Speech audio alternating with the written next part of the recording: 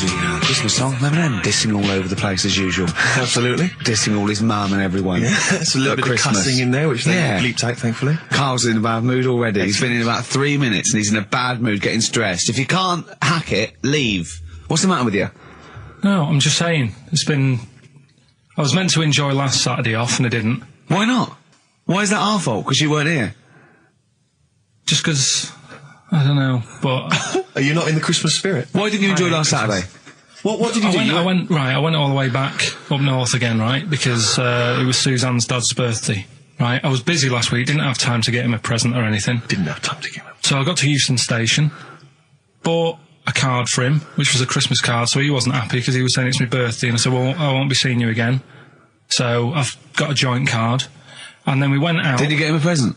Well, no, because we went out on Saturday night for something to eat at this pub that he likes. It was a nice steak and onion rings, right? Lovely. So he should have been happy anyway. Yeah. But... What, you paid for it? No. But you should have been happy anyway. Suzanne paid for that because it is her dad, right, not mine. So I said, all right, what can I do? I said to her. So she said, just buy a few drinks or something. Anyway, I didn't get around to getting drinks. I can't believe it. Didn't get round to getting the drinks. Right, so I said, right, I'll pay for the cab.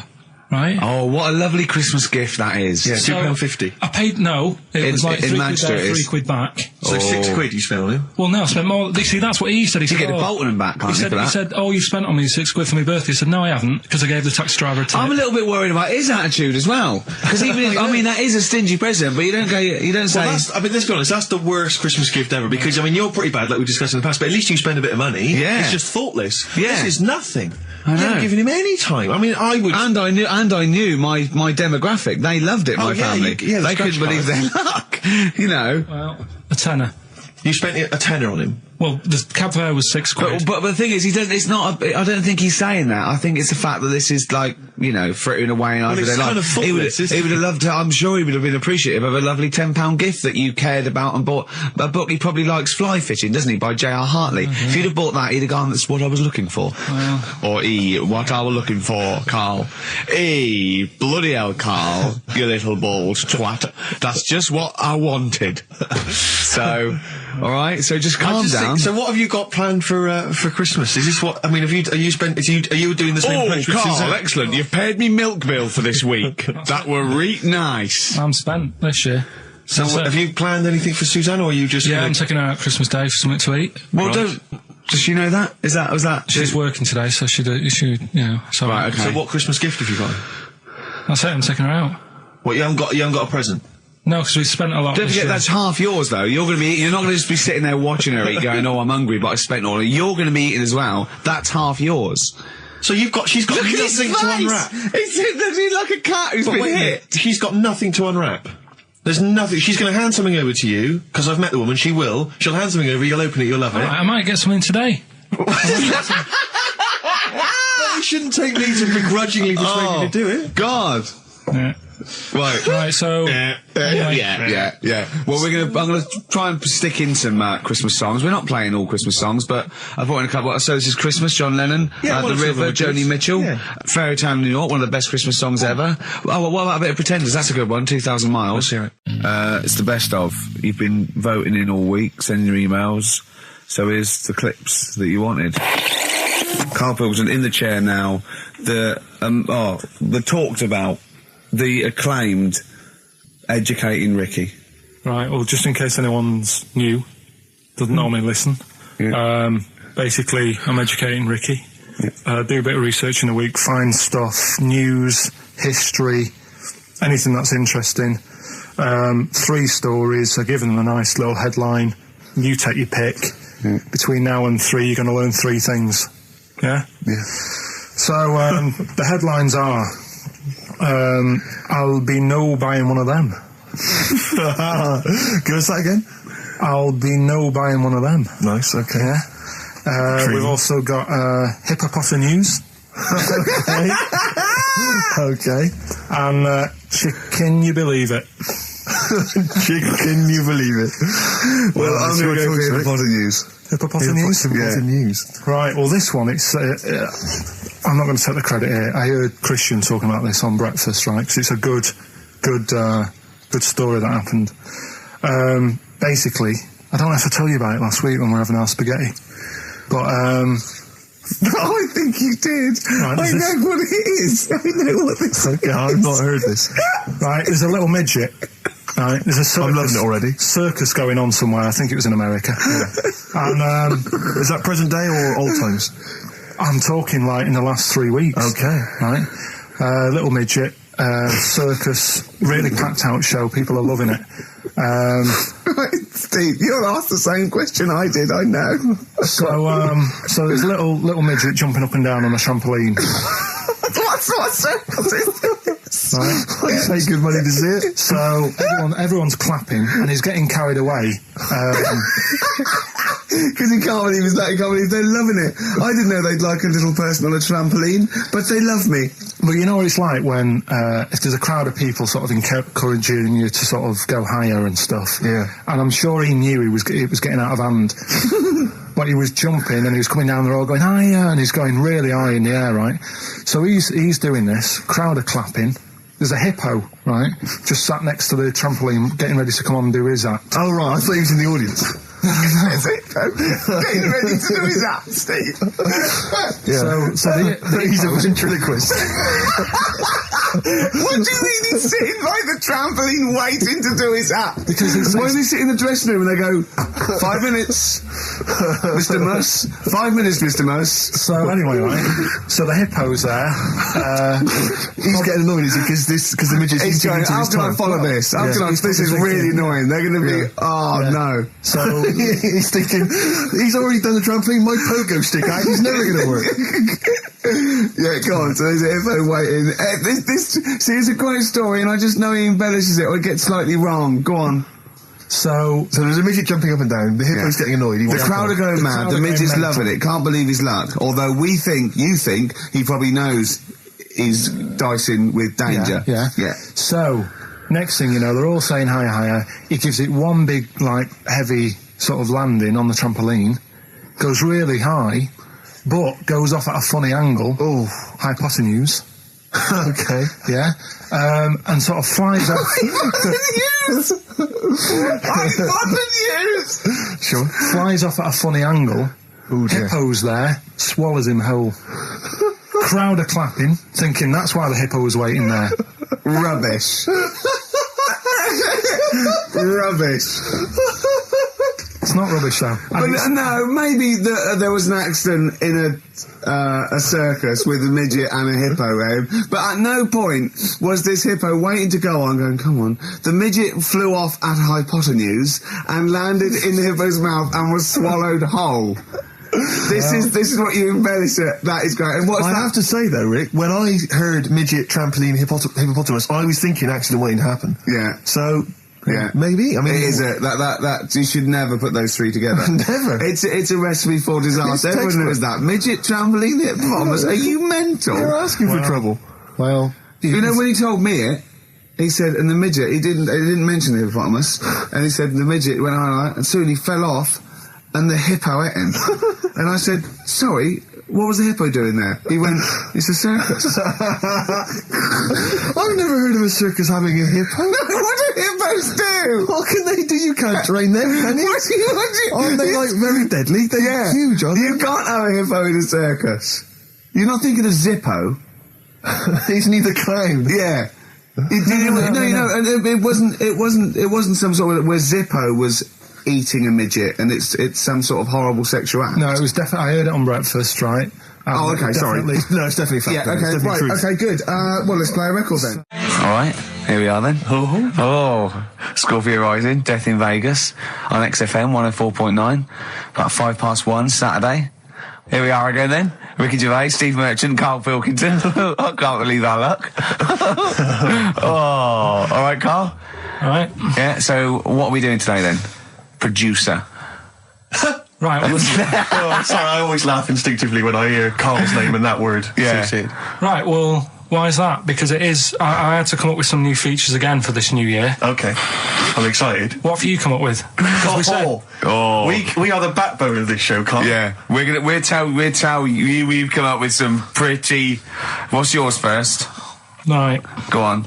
Right. Well, Rockbusters. That's old. That's not a new feature. Yeah, but we'll keep it.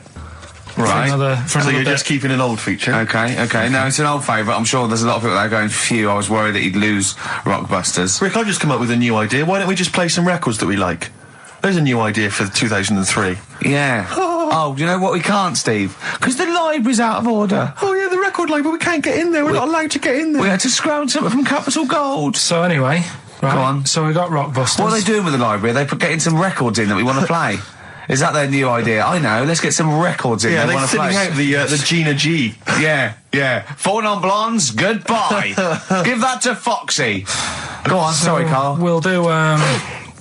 We started Doing Edom in 2002. Do we need them? Do we need them? Yeah. We'll continue that. Got a new one, haven't Explain that later. Yeah. Right. you? Yeah. And then the new stuff comes in. Ooh. Right. As always, I like to sort of get words and tweak them and stuff. Sure. Yeah. So I was thinking of either doing something with. There's a lot of weird rituals, isn't there? A lot of weird rituals. Yeah. There's weird stuff going on around the world. There is, yeah. And I was going to tweak that to rituals. Okay. Right. Again, starting with the title, the pun first, then working out what it is. Well, I found some weird stuff. Oh right, so it's specifically Just stuff what? that goes on, like Rituals. there was Most of the weird stuff I've heard about happened to you in Manchester in your early years. well, in India, apparently it's good to have a flat head. So the Again, just flirting, just bordering on the racist, but never really gets there. Always. Well, go no, on. because there's no There's no intent. hate. There's no hate. It's just clumsy. Exactly. It's just stupidity. Yeah, Yeah. exactly. Go on. What Sorry, do you so mean? what do you mean it's good to have a flat What head? do you mean it's good to have a flat head in India? we'll talk about it later. Brilliant. That's rituals. So You've you're hooked loving a few that already. people. You've hooked a few in. Go on. All right, so we'll have that later. So it's hold on. essentially like Educating Ricky, only it's specifically about rituals. Is that strictly speaking what it is? I Okay. suppose so, but then again, you could say radio is all the same because it's people talking. Okay, Carl. Brilliant. A brilliant comeback. Yeah, So- brilliant comeback. Not all talking nonsense though. Well, So that's where we're different. Go on. also, right, I like teaching you stuff. Yeah. And you've done well. So what I'm thinking is, rather than just touching on a topic, sort of giving you a few bits of information on one See, topic. this is what I'd like to do, because the last thing you taught me, I remember, was there was a blind girl, she hit her head and she could see, and that's all I got. Yeah. So if you could go into that a little bit more, that would have been educating me. Well, today we're featuring stuff on World War 1 and 2, right? Oh, So that's that little title for all this little thing is, what do you think of that then? What do you think of that then? Play a record. that's Rick, that. can I have just thought of a joke? Go on. What's the similarity between Lord of the Rings and this show? They're both rubbish. Travis, Level come through on XFM 104.9, Ricky Gervais, Steve Merchant, Karl Pilkington, etc. Got some great tunes actually lined up. Excellent. I've brought in some Amy Mann, some Neil Young. I'm playing my favourite Clash track. What have you got for us, Steve? I got a dynamite hip-hop tune by Yeah. The Roots, which I think you'll enjoy. Love it, love it. Got a little bit of Joni Mitchell, maybe swing that on later. Oh, excellent. I nearly And, brought in some Joni Mitchell. Was good job I didn't. yeah, exactly. It wouldn't have made any difference. It wouldn't have made any difference. No, you would have probably played yours, and then Yeah. I'd have been Fine. told to Go away. wee, flee my ear. Carl, what have you got lined up for us as the producer? Right, well, Rockbusters. Been off this week again. Has he? Yeah. Another week off? Another week off, yeah. Yeah. No, I didn't have a full week off. I had 3 days off Yeah. because I was working all over Christmas. Yeah. And still didn't stop working, preparing stuff. You've got a nice load of prizes there that I've sorted given out. I had us to on come it, in especially to sort that out. Yeah. Rockbusters. Did you will rifle continue. through the drawers up at Capital Gold instead of down Yeah, here? yeah. Rockbusters, we're still doing that. Yeah, you're bigging it up. Yeah. He's bigging it up. Yeah, still doing that. We've got that. Last week, we sort of changed Educating Ricky a bit. Just a little Don't bit. say we. I don't want to be incriminated in it. Well, changed it in a sense that rather than giving you too much information about different things, it's hard to sort of keep it all in. Yeah. I'm giving you sort of information on one thing. So last no, week. because some of your stuff was a little bit too intense. My favourite story was there was a blind girl, she hit her head and got better, and I couldn't take all that in at once. So you should really ration some of the education. We sort of Wasn't started last week war-related stories? Yeah, it was What do you think of that then? What do and you it think was of that? Sure. 3 things. And it was the French battle. Going over the top was John's got a moustache, which you think was ambiguous because someone might have said that anyway. Well, look, you've remembered it, so it's working. So we'll be doing that, and last week Loads of French people have just gone to war who were listening to this. Yeah. you said you wanted to learn some science this week. Did I? Yeah. so the title this week for that is I Said I Would Sort You Some Science Out. Acid, because that's... How long did that take you to call? Listen, well, you know, look, people love Karl. There's comedians come to me and go, Karl's the funniest man. They absolutely love him, right? But I think we're only seeing half of it, right? If we can get him on television, his face then, when he's told me that title, was like a child at Christmas. Yeah. He was so proud of it. He was excited what I was it was brilliant. It's a bit like when a child's drawn a picture in art class. You know you've got to stick it on the fridge, but you basically think it's crap. Yeah. It's very much like that. All right, Karl? Is that good? Yes. So we'll be doing that. Do we need them? Mm-hmm. Yeah. Have you got another one? We have got another one. Looking at snails this week. Do we need snails? Do we need Because I know you're not a fan of snails, are you? Well, after a bit of research, I found some good stuff out about, like, they sleep for 13 years, some of them. Yeah. And that. So we'll be looking into that you later. tried that one, didn't you? I know, yeah. We've got Ritual, Yeah. which is something that I told Ricky about. Yeah, well, last week's was brilliant. It's was good it? to have a flathead in India. It's good to have a flathead in India. That's brilliant. Yeah. Well, that's about it. I'm gonna just play one of my favourite Smith tracks. Can I just make a request? So I'd quite like, if you've got time, to bring back, just for 1 week only, White Van Karl. Sure. Because there's some quite interesting topics this week. Oh, there's things happening in the world. There's some Karl things doesn't think there happening. is. No. There is a light that never goes out. The Flaming Lips. Yoshimi battles the Pink Robots on XFM 104.9. I'm Ricky Gervais. With me is Steve Merchant and Karl Pilkington. Good morning. I'm going to be honest. I'm going to own up straight away. I've done very little work towards this show this week. I'm a little bit You busy. surprised me. Yeah. So I apologise if it sounds a bit sort of... Thanks for being honest, though. Rick. Well, no, I don't want people to go, oh, no, that was a bit shoddy this week. I hope it's not going to be that every week. Yeah. So it is because I've done very little preparation. Okay. So... Right. Whereas normally... You'll probably have to help me out. All right. You have to do some of the work. Karl, you might have to help us out a little bit as well. I don't know, but I mean... Because I know Steve's done nothing towards it either. So...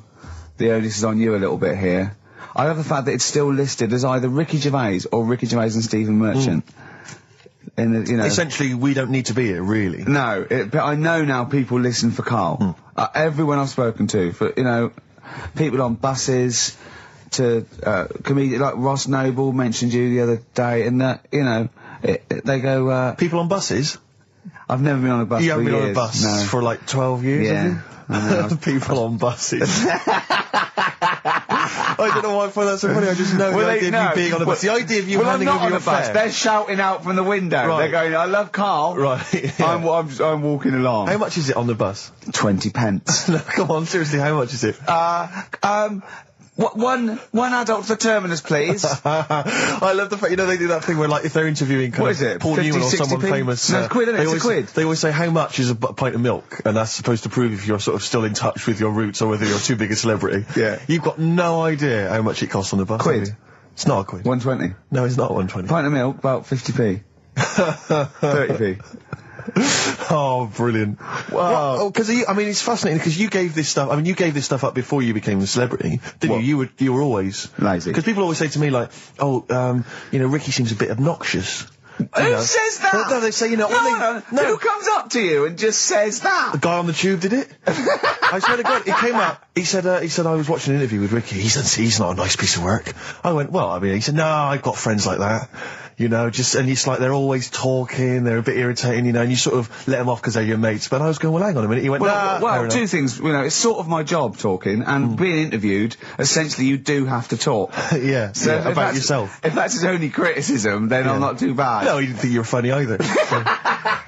In fact, he had a whole list. I say a list, a petition. It wasn't Dickie Anderson, was it? It wasn't Richard Anderson. I hope he's listening. He's our biggest fan. I'll tell you what, Mock Turtles need a remix by Fatboy Slim, don't they? Mock Turtles is a great tune, but I'd love to hear it remixed. Yeah. There you go, Feeder, just the way I'm feeling, XFM 104.9, I'm Ricky Gervais, Steve Merchant, Karl Pilkington. We've got a great show lined up this week, haven't we? Go on, what have you got planned? Well, I've got songs from David Bowie, Thin Lizzy, Gene, AC/DC, you heard Feeder, there you got, Smiths, all that. We got a great feature, a new feature. We spoke to Karl in the week, and we worked out a new feature where, people are gonna give him sort of like problems to solve. There could be scenarios, there could be management scenarios at work, you know, problem solving, things like that, organising things. He's a very good organiser, so I'll tell you what happened. He's dropping Do We Need Him because he's getting fed up with scientists. He thinks there's a conspiracy and they're getting together and they're never going to lose an animal. Right. So he's just fed up with that.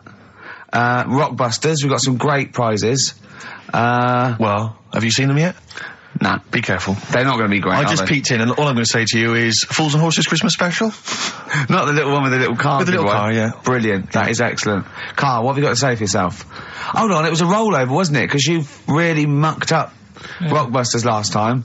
What was he doing? It was saying FP for the whole thing. No, FD you were saying, and it was Frida Payne. Have you written the clues down this week? Because that seems like an obvious way to improve this. Yeah, I'll write the clues The week before he couldn't remember what the answer was. Yeah, yeah. Yeah, but, you know, you learn by your mistakes and that. You don't. Well. So I'll give you a little taster. We were having a pizza in a pizza establishment. When was it? Wednesday or Thursday? Yeah.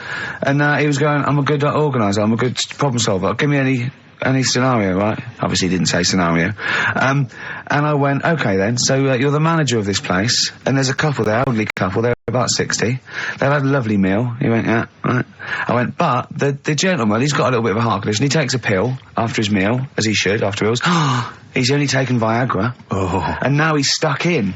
Wedged in? Wedged in. We've all been there. It's gone, and it's stopping him getting out from the table. Yeah. So what would you do? He went, what? He's stuck in because of his dick. I went, yeah. He went, right. He said, I'd use the situation, I'd make cash. I said, you're not going anywhere, do you want a pudding? Entrepreneurial. I like it, Karl. And he went, so that's that sorted, I've got the job on that. Next, I went, okay. You won't believe it. Next day, there's a little problem in the toilets. Two gay men were having sex and they got stuck in each other. Yeah. He went, right. I'd say, is it the same fella as yesterday with the Viagra? If so, why was he let in again? He was on the door. Yeah. I went, it's not, it's too different. He goes, right. Does his wife know he's cheating on him? Yeah. He went, right, I'd go down, I'd go, and then he went, I'd say this isn't a restaurant problem, call an ambulance. Strictly speaking, not a restaurant problem, no. But am I right? Huh? Am I right? Well, I don't know.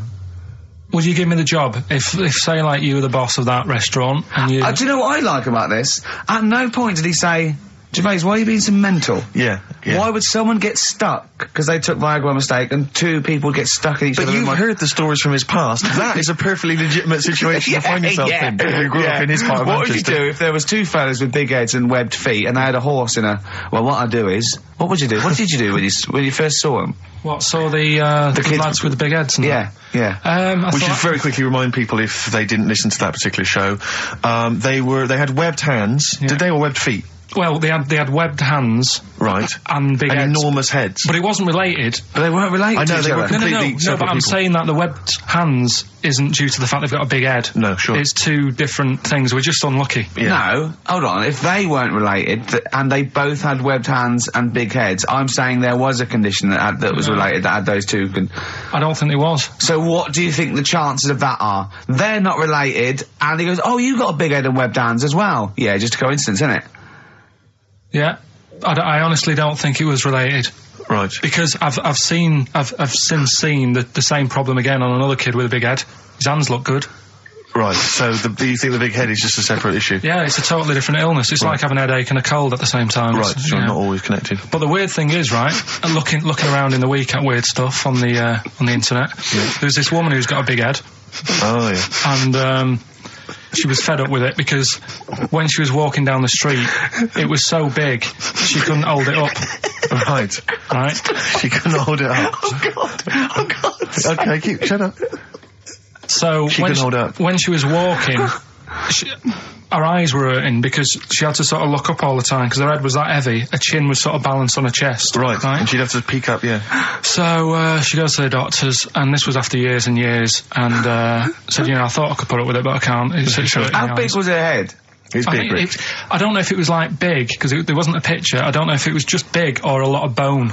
so it was heavy. Very heavy. Right, like the Elephant Man, just So outcrops. yeah, right. So the doctor said, we can sort that out. But we'll have to take your head off. Right. Okay, No, okay, but listen keep to going. this. Okay, Listen, keep going. because what you don't seem to understand is I have the same reaction to you when I see it. Yeah. What? Right. You're quizzical yourself. So I looked at it, they took her head off, chipped away a bit of the bone, made her head lighter, put it back on.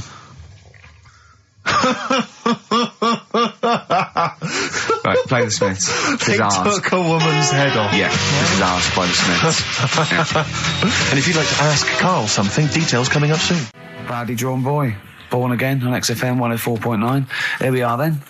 Ricky Gervais, with me, Steve Merchant, and Karl Pilkington. Raring to go. He's a bit grumpy, Karl. Woken up at 8 Because he's o'clock. from the north. Yeah, because he's in London. Yeah. And London's rubbish, right, isn't it? Oh. Where can you can't even get a Band-Aid in London, can you? Or grouting. In Manchester, I could walk to the next shop and definitely get some Flash, or maybe some Vim. You can't get it down there. You gotta go to a trendy bistro, haven't you? Karl, why are you grumpy? I told you before, I'm just a little bit tired today. Because he had to get up, the builders next door woke him up. No. He's always going about his hours. Those builders probably got up at 6. Yeah, but to I get can there at understand builders who get up early because they're building outside and they've got to get the job done before it gets dark. But he's working in someone's lounge. If it gets dark, put the light on. It's not a problem. So why is he starting work at like 7 o'clock in the morning? Well, because the builders get paid by the day, and if you get a builder there and go, I'll just do 11 till 3, he's not going to go, I'll tell you what, love, just give me 40 quid. I didn't do a whole day. It's a day's work, isn't it? So you want to get the most out of them, don't you? Plus, he probably wants to finish early so he can have a good night out. Yeah, it's a Saturday night. You know what I mean? He wants to... Yeah, he wants to get at least 15 pints in. And he was cheery. I bet he was whistling and, dancing around dancing and tapping, so I don't know how you can be annoyed at that. Why don't you get earplugs? I don't like it, the idea of earplugs. Why? Because I live in a flat, so it's not as if I'm looking after my house, right? I know. Already, I've lost you. No. That wasn't even a whole sentence and I don't know what you're talking about. No, but what I mean is, if you live in a house, right, you know that you've turned the lights off downstairs, you know you haven't got a frying pan on, right? Right, okay, So, not really. Keep him going. but I live in a flat, and I don't know what the other people are like. There might be some daft people in there who God, don't, imagine that. right, who don't turn stuff off. Now, if I have earplugs and the fire alarm's going off, I'm not going to hear it. I'm going to have a good sleep, but who knows what could happen? So I don't like earplugs. It's not safe Okay. if you live in a block of flats. But I think you'll find, because I've used them, I think you'll find that a fire alarm will cut through I wear them the earplugs. sometimes if it's noisy or I want to go to bed early or something, and I hear my alarm clock, and it goes beep, beep, beep, beep, beep, beep, beep. It's All right, that then. loud. Okay, well- and a fire alarm is deafening. All right, so we've talked in the past about snails who sleep for 13 years. No, you have. That's never been confirmed. In fact, the expert hadn't heard of it. Well, they do. Okay. I read it on different sites. Okay. So how much does it take to wake them up? Got you. What do you mean? Well, they sleep for 13 years. Yeah, but it's probably. But I don't know what you mean by sleep. It's not the same sort of pattern that we have in a mollusk, is it? There's different. What is sleep? It's when you're sort of shut down, and But they can estivate. They can actually literally no, but shut they didn't down. say that. They said they sleep for 13 years. And I mean, have you ever had like more than 10 hours sleep? Yeah. Feel really groggy. Well, no, I feel good after 10 hours sleep. I feel rough. I just was thinking what a snail would be like. Be like, oh.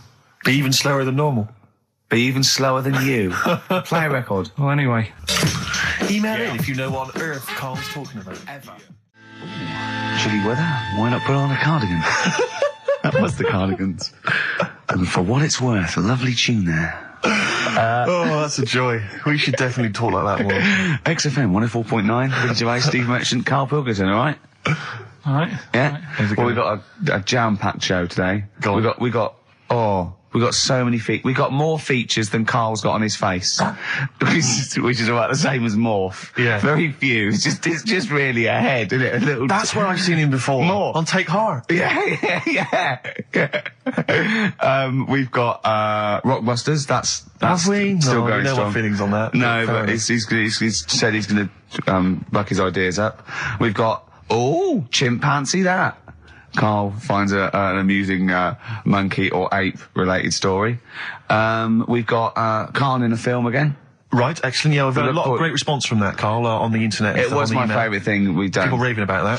So And, what's, can we say what the film is this and week? excuse my French, we've got some bloody great music. Oh, pardonnez-moi. Wow, I don't know. I don't speak French. I will translate. Well, I'll just give you a taste. We got Oasis, Cardigans, you just heard there. We got Lloyd Carl. We got a bit of Pretenders coming up. Eminem, Feeder, Coldplay, all the greats. Can I play you some TJ's Fan Club later? Yeah. What should we have now? Oasis. Go on, Yeah. Brilliant. White Stripes, Dead Leaves and the Dirty Ground on XFM 104.9. I'm Ricky Gervais. With me, Steve Merchant, Karl Pilkington. We have got a great show lined up for you. Absolutely. Today it's just, Valentine's weekend, some love songs, we've got some chat, and of course the competitions. I'll tell you what, I was walking here today, and the West End is crammed. There's helicopters, there's police, there's about 1 million people sort of just milling around, standing around with placards and stuff. I don't know what they're doing, but they've got too much time on that. They need a war. You don't read the newspapers, do you? Boring. Ooh, those boys can rock there. That's the Guns with all their roses. And Sweet Child of Mine. On XFM 104.9. I enjoyed that. Yeah. That was good. It rocks. I hope the audience was playing it loud, like us. Yeah. Ricky Gervais, Steve Merchant, Karl Pilkington. Well, look at him yawning. How rude is that? Carl, what's wrong with you, man? Have you been up late? A little bit. Girlfriend was away, wasn't she, yesterday? Yeah, I always have a problem with that. I always have, because you don't go to bed, do you, early?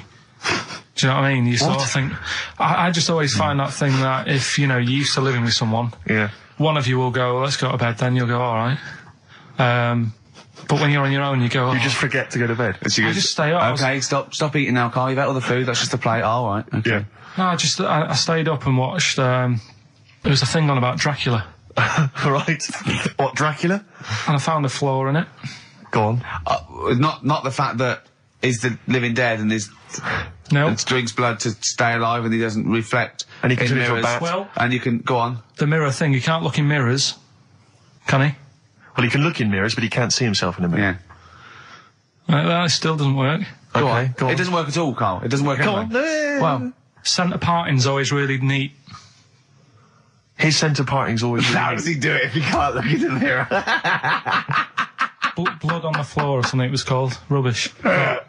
I love the flaw in the Dracula film is that his centre parting's too neat. How does he do it without a mirror? Oh. Was it a documentary about Dracula? No, Yeah, there was the real it's Dracula. The real called- Dracula. Bit. Yeah, the real Dracula, the It's true just a story. film. It had blood on the floor or something. It's called. Yeah. It's rubbish. From 1970. Yeah. Right, but you know- say that and watch that. You know there aren't Yeah, really sure. vampires in that sense. Yeah. Yeah, but it still annoys you that his centre parting was too neat. Well, if you're going to do it, do you know what I mean? I'd like to see him with a fringe sort of pushed forward and maybe a hood up, alright? Come to suck your blood and that, alright? Yeah, just bits of tissue paper all over his face where he's cut himself shaving. Oh, can't see. Bloody mirrors annoying me, alright? I'd love to see that. A little mank Drac. That'd be great, wouldn't it? Well, that might be a film that we do in our movie. Mancula. Just getting onto that. Mancula. Count Mancula. Alright? You got any rave music, like? Huh? Got any Oasis like that? That'd be brilliant. He came from Manchester. Please welcome Mancula. Alright? That'd be great, wouldn't it? His hair's a mess. Well, I can't see in the mirror, can I? Well, we've got a show lined up for you. Sad news for Rockbusters fans. It is going to be the last Rockbusters. Does that mean that we are doing another one and it's the last one? Or We are we've doing scrapped another all one, together? and it's the last one. Oh, man. Got a bit of a special one, Steve. Have you? Yeah. It's just sort of done What, it on, makes sense? No, it's, First time only. no, it's done on accents because I'm running out of like clues and that to use. Oh, is this as bit good as the Jamaican one? The trout spinners. The trout spinners. That doesn't work at all. A bit like that. Okay, so go on, what's the gist of this one? Well, it's just I've been the sound effects bit that didn't really work out. So there's 3 sort of cryptic clues. Yeah. And Sort of cryptic, yeah. it's done on accents, and I've sort of worked down the country. So I've got a northern one, I've got a Brummie one, and I've got a Cockney one. All right, Excellent. we'll look forward to we're that. doing We've that got later. quite a lot of competitions, haven't we? Because you've also got your film competition. He's appearing in The Shining this week, Steve. Excellent. Okay. We've also got, chimpanzee that. More monkey news from around the world. Monkey news. Stay tuned for that. But there's one that I thought we could phase in as we phased out Rockbusters. It's an old favourite. Carl, was before your time. XF Family Fortunes. XF Family Fortunes. It's brilliant. Get a It couple owes of people on the nothing to line. TV show Family Fortunes. No, it's XF Family Fortunes. You can't get him on that. So we'll be playing that a little bit later as well with two lucky people at the public, and we'll be giving away some great prizes, I imagine, Excellent. Steve. Yeah. Go through those a little bit later. Yeah. As it was Valentine's weekend, what about a lovely song by Lloyd Carl? Like lovers do. 104.9 XFM, Ricky Gervais, Steve Merchant, Karl Pilkington's pressing the buttons. Right. We're playing some great moments from the last 3 weeks. And some great records, Steve, from the last 2 weeks. That's true enough. Yeah. We're not actually here today. What are you up to today, Rick? It's 8 hours earlier, so this is about 2 o'clock probably. Mm-hmm. So it's about 6 o'clock in the morning. I'm still in bed, mate. I'm asleep in me hotel room. Now, where are you? We're in LA. Los Angeles. Yeah. City of Angels. Rick. Yeah. City of Angels. Yeah, and so that's what we're doing. We're doing stuff like that. That's why we're not here. We're not here next week either. So next week is the best of this week. What?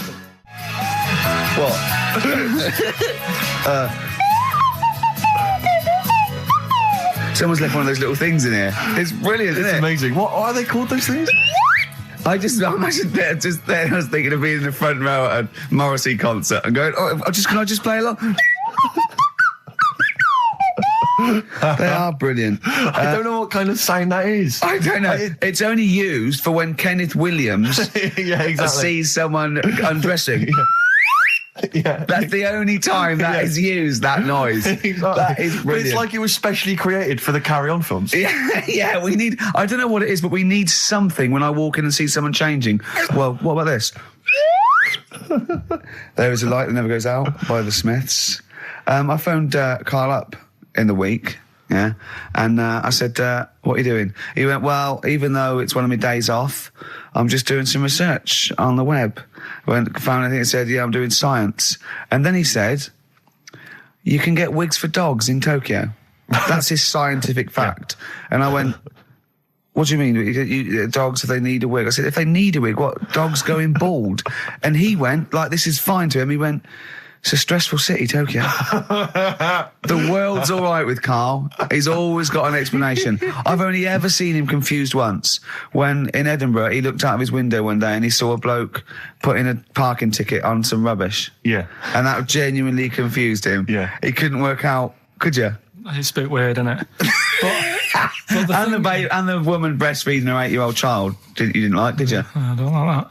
But the what's the name? Animals with wigs. I kind of thought, after I put the phone down to you, I kind of thought about it, thought, yeah, it's a bit daft, that. Are you sure he's not the ageing pop group? No. The Animals? But when you think, have you ever seen like a bald pet? No. It's weird. What do you mean? Because my mum, we had a cat, we used to get through loads of cats because we lived on a... Oh, God, it started early today, innit? What do you mean you It's got only through a lot 10 of cats? past 1. Because What were you doing? Running a restaurant? We lived on...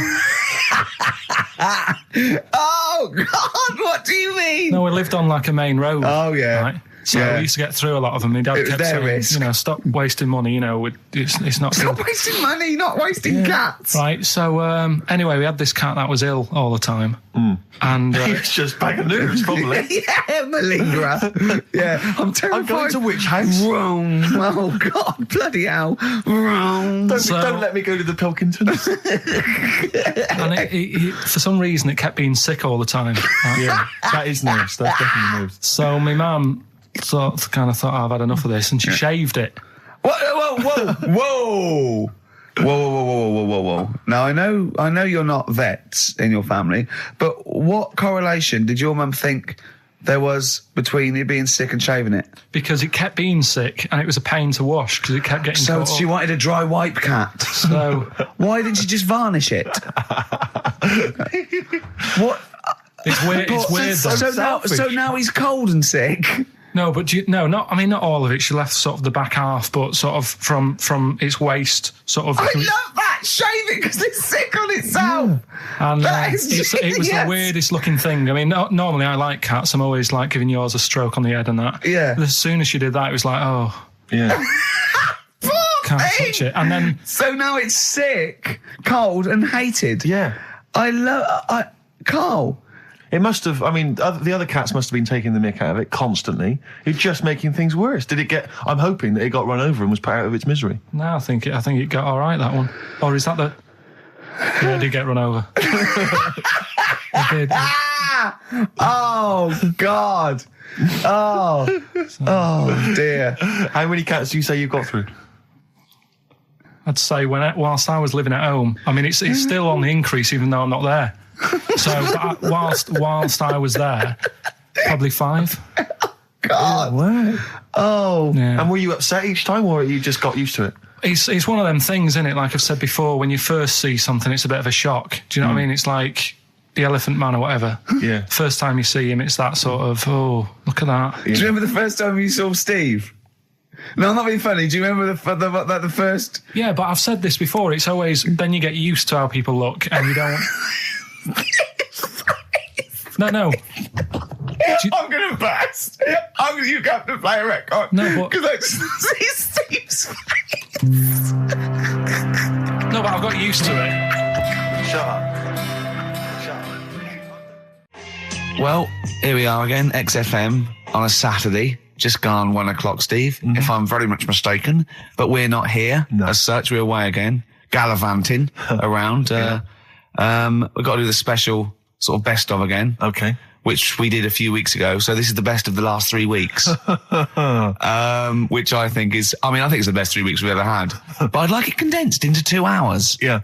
Yeah. Some great music as well in there. Yeah, there'll be some great music, interspersed with fine chat that you've already heard. Yeah. Except this bit. This bit's new. We've actually, out of the kindness of our heart, we've come in last week. Yeah. Yeah. And we've done a few clips just because we felt a bit guilty about shooting off. Yeah. And leaving. Even now, having heard this link, I'm beginning to wonder if it was worth our time. Oh, dear. You know, I've said in the past to you, Rick, that my grandparents, so I love them dearly, but it's like for the last 30 years, they've been waiting to die. I know. It's like they just sort of, it's like, the novelty wore off of life. Life in the 50s. Yeah, they got kind of bored of it. Life, in the 40s, it was brilliant. All sat around the old Joannas, the bombs fell, singing. They loved that. The 50s, that was great as well, because that was the post-war years. It was, it was a bit tight in the pocket, but it was all right. Everyone pulled together. And then the 60s came along, all the crazy music, the funny hair. Let's stay in bed. Exactly. They basically stayed in bed. And it was one Christmas when my grandmother said to my dad, what do you like for Christmas? What do you fancy for Christmas? And this must have been, I don't know, 20 years ago. She said, what do you fancy for Christmas, Ron? And he went, well, I could do with a nice big kind of warm winter overcoat. She said, don't worry about that. Don't worry about that, because your father will be dead soon. It's right, you can have his. Meaning my granddad. Well, to be honest with you, my father's still waiting. Which is good news. Good news for my grandfather. Less good news for my dad. He's freezing. He's freezing. He finds out, how is he today? He's fine. Oh, okay. Oh, I'm freezing. It is such a weird mindset, that. I think that, to me, is what sums up people from that older generation, the 40s and 50s. And it seems to me that you've got that kind of mindset. It's like you were born in the 30s. And whenever you talk of your childhood, it's like you had like a baked potato to take to school. And a hoop and a stick is a Christmas gift. The other thing is, I think that that sort of generation, it seems that the man is dependent on the woman. There's a total dependence. Oh, absolutely, If she dies, he's done. Yes. He's done for. It just pine away. If he dies, she's got 30 years of pottering. Absolutely, yeah. Do you know what I mean? And going to the youth club and the church. I know what you mean, yeah. It's sort of like that. It's sad. Of course, it's sad for them, but it's not the end of their life. No, sure. And it sort of is the other way around. I don't know why that is. Yeah. It's terrible. That's a little melancholy thought for I know, Christmas I've really you brought it down, you've brought it down, I've brought it down. This isn't a nice show at all, this is terrible. Well, we're going to have people just killing themselves. What? Well, I didn't really want to make it a Christmassy type show because I don't really like it. Oh, he's done it again. Well, you did Christmas once, didn't like it. No, my dad always said... All right, steady on. Dad said Christmas morning was for for me, so he used to stay in bed. So he never... That's brilliant. That's a great thing to say, isn't it? Yeah. Christmas morning's for you. Run wild. Do what you want. Just don't bother me. I'm going to Honolulu for 2 weeks. That's great. Dad, it's Christmas. Do I have to do anything? No. So my mum used to get up because she used to like to see my face light up, when I open my presents. And then... to give fireworks. And then I'd have to go to my bedroom from about 6 o'clock onwards because my mum and dad were into having big Christmas parties and I wasn't old enough to go. Right. So they'd say, right, you know, you've had your fun there, you go up to your bedroom, stay in there. Really? Yeah, I remember one year, right, I got a train set, that's what I wanted. Yeah. Right? It's brilliant. Playing with it all day. I thought, I don't mind about the party, I'm happy staying up here, playing with this. Brother comes in, he's had a few, right, he's going, yeah, give us a go on your train. How old is he? He's a bit older than me, so he might have been like, let's see. Well, let him be 18. Probably about 18, 19, And how old something were like you? that. I had a train set, so I don't know, about 14. something like that. Yeah. Right, so I'm playing on that, loving it and stuff. And then he comes in and goes, oh, give us a go. He turns the transformer up to like 14. He went really fast for about 5 seconds, broke it, and then he went back downstairs. Wow. So Christmas, I hadn't even got to Sounds Christmas like Day. the Conservative government with British Rail. Satire, that is. Rick, I just thought that there's satire. It's If there's any saying- satirical it's- shows listening or it magazines, doesn't work in any way because there's the analogy falls down apart from there being a train. think it through though. British Rail was trains, Yeah. and the government broke the trains in many. Well, they didn't break them, like not officially breaking them, but they kind of. It does work. It's perfect. Oh, I'm pretty pleased with that. And I can't. And no one's asked him to be on. Have I got news for you? It's weird, isn't it? 'Cause It is strange that when Yeah. you've got a satirical mind that's as quick as that. Yeah. All And right. he's broke your little train set. So what did you do? I just like watched telly and had some sausages. I bet you were happy with that, though, weren't you? Oh, it's a bit annoying though, isn't it, when your main present of the year has been broke. and then, did it ever get it fixed? No, that was it. Put away. I'm intrigued why your parents wouldn't let you come and join in the festive fun. Was it like really debauched down there? Was it like eggnog everywhere? And Well, no, but I mean, that's fair enough. 6 is a little bit early, but I just think, you know, if you're a kid, you know, he had his fun, put him to bed at 8, maybe. And do he you think won't. so on Christmas Day? I thought that was a day for family. Well, not if there's a party going on. and Well, then don't have the party on the Christmas Day. is Well, my point. that's another option. Yeah. Your parents are weird, aren't they? A strange breed. Well, I think that was the year, right? You're talking about buying presents and stuff. I think I did treat my mum to. I didn't buy my dad anything. I think that was like when I got a bit older, he used to get me dad something because he wasn't that bothered anyway. No. So, got me mum. There was a cheap shop, right? Of course. Thank God for that. Called Snips. Right? So I went in there and I thought, let's see what I can get her. And remember Victoria Plum? I don't think so. Well, it's like a fairy character. Right. Right. I mean, mum's into gnomes and stuff, right? So I thought, right. She must be pleased with you then. Victoria Plum. I was thinking, is that one of the neighbours? Is it like a brandy Do you liqueur? remember Victoria Plum? Victoria Plum. Victoria Plum, yeah, it's like a little fictional sort of character, right? Okay. So I saw it. I thought, yeah, she'll love that, right? So I did my paper round, saved up for 2 weeks, right? Oh. Got that sorted. Went to Snips, bought the Victoria Plum. Next day, I'm in town with her, right? So I think, I know what I'll do. I said, come in here a minute, right? So we go in and we're looking around, and I tested her, right? I went, look at that there. That's all right, isn't it? And she goes, oh, it's bloody awful. Oh, Carl. Oh, Carl. Oh, God. So then Christmas Day comes. I said, don't bother opening it. She said, no, why? I said, Oh, "Don't." no. Why did you still give it to her? So, well, it's too late. I'd already bought it. Oh, Carl. So she opened it, and I was like, and she said, oh, that's nice. I said, why are you saying that? I said, the other day, she said, it's bloody awful. She said, oh, no, I thought you were pointing at something else. Oh, no. So that's why I don't get anyone anything anymore. Oh, God. Play record. Oh, God. Oh. Beautiful day. You too, to kick off the show, Steve. Absolutely. The Ricky Gervais Show with Steve Merchant. Hello there. And Claire Sturgis. Hello, boys. Carl's ill. Well, he's not here. I mean, I never believe people when they're ill. I think they're always malingering. I never take any days off work. I just think you can drag yourself in unless it's life-threatening or... To be fair, Rick, can I just stop you there? It's not so much that you take days off as you'll just suddenly decide around lunchtime that you've overeaten and you need to go and lie down. But I'm my own with boss. a cold compress. Yeah, and but a I'm my Swedish own... masseuse. I'm my own boss. Yeah. So it's In not a so much you take days room. off. It's not so much you take days off as you never actually do a full day's work. Yeah, You actually exactly. prevent that I straight never, away. I never take that hour and a half off a day. Exactly. XFM 104.9. So what's the story, Claire? Do you know anything about Carl? Do you know what his illness is? I think he's got this this sort of cold virus that's going around. He phoned me yesterday. He did sound poorly in his defence. A little Poorly. bit croaky. Well, I'll tell you what. He I'm coughed a bit. I'm not being funny. He better be in hospital. To miss this show. To miss definitely. this show. Flagship show of the week on XFM. Do you know, you are right, because, and you've been away, haven't you? You know, Been away he's 2 missed you. weeks. We had the best off again. But let's put out the best of. Yeah. Let's put out the best of the last 2 weeks, Yeah. shall we? Yeah. I mean, we're going to try and get him on the phone. We're going to phone him, and I want him to really explain himself because, you know, I think he's malingering, to be honest.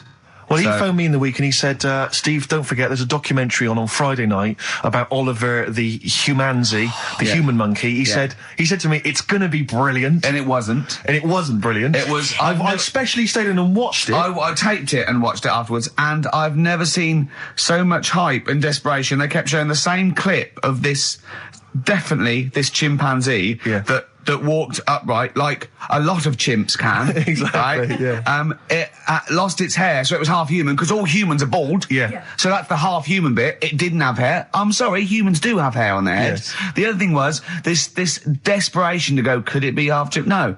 It's a chimp that superficially looks less like a chimp than other chimps. So Lee Evans looks a bit like a chimp. Is he half chimp, half human? Yeah. No, he's a human who looks a bit like a chimp. That's libelous. Yeah.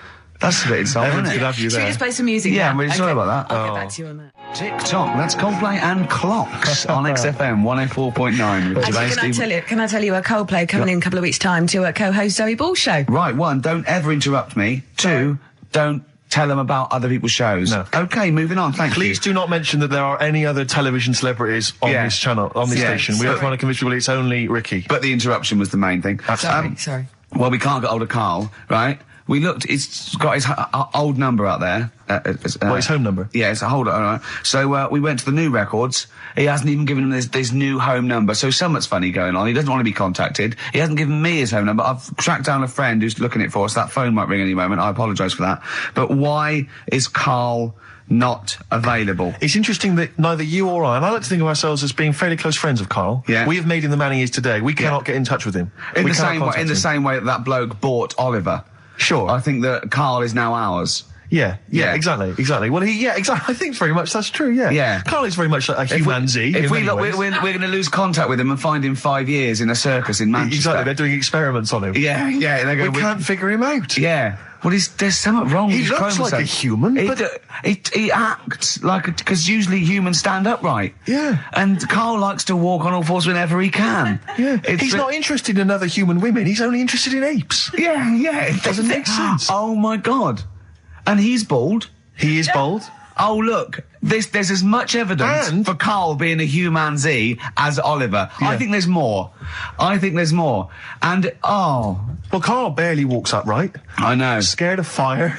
Yeah, I know. It is interesting, isn't it? Oliver was built, wasn't he? Yeah. I ball. don't know. It was Why were you looking, Rick? I'm interested that I couldn't. What? Your eyes were kind of uncontrollably drawn Steve, they were towards just his. there. No, I didn't say anything. I was just looking at his face. No, Sorry, Rick, but if there's something you want to get off your chest.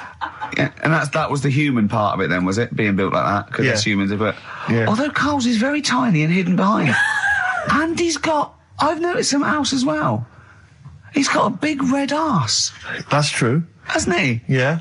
It's all beginning to slot into place. And I've seen him climb up a cabinet and eat a banana as well. Just over lunchtime. And peel it with his toes. It's all coming together. Yeah. Right, we're going to track him down because he's malingering. He's definitely malingering. Yeah. I'll tell you what, he's at home now in the garden swinging on his tyre. He's not ill. I think more truthfully, someone said to me that I said Carl might be ill. They said, right, are you not going to do the radio show then? Well, that's what annoys me. I mean, that's the biggest problem is that, let's be honest, we haven't got anything without Carl. All we've got is the hook. People are staying listening because eventually they think we might get through to him at home. Yeah. And there'll be fun on this show to be had. If we don't get in touch with Carl, I think we may as well just shoot off and leave Claire to do the show. I've on her got some own. great music. Is that not a... Well, it's a small. Well, you could small, leave the music with conversation. me. I could just play There's not it. many reasons. That is true, any reason isn't for us to be here. Okay, well, play some great music now, Play a Steve. great tune. Okay, wedding present, Steve. Yeah, I'll explain what it is afterwards. Just play it. It's a joy. There's a monkey theme. There is a monkey There is a theme. monkey connection. Call in if you know the answer.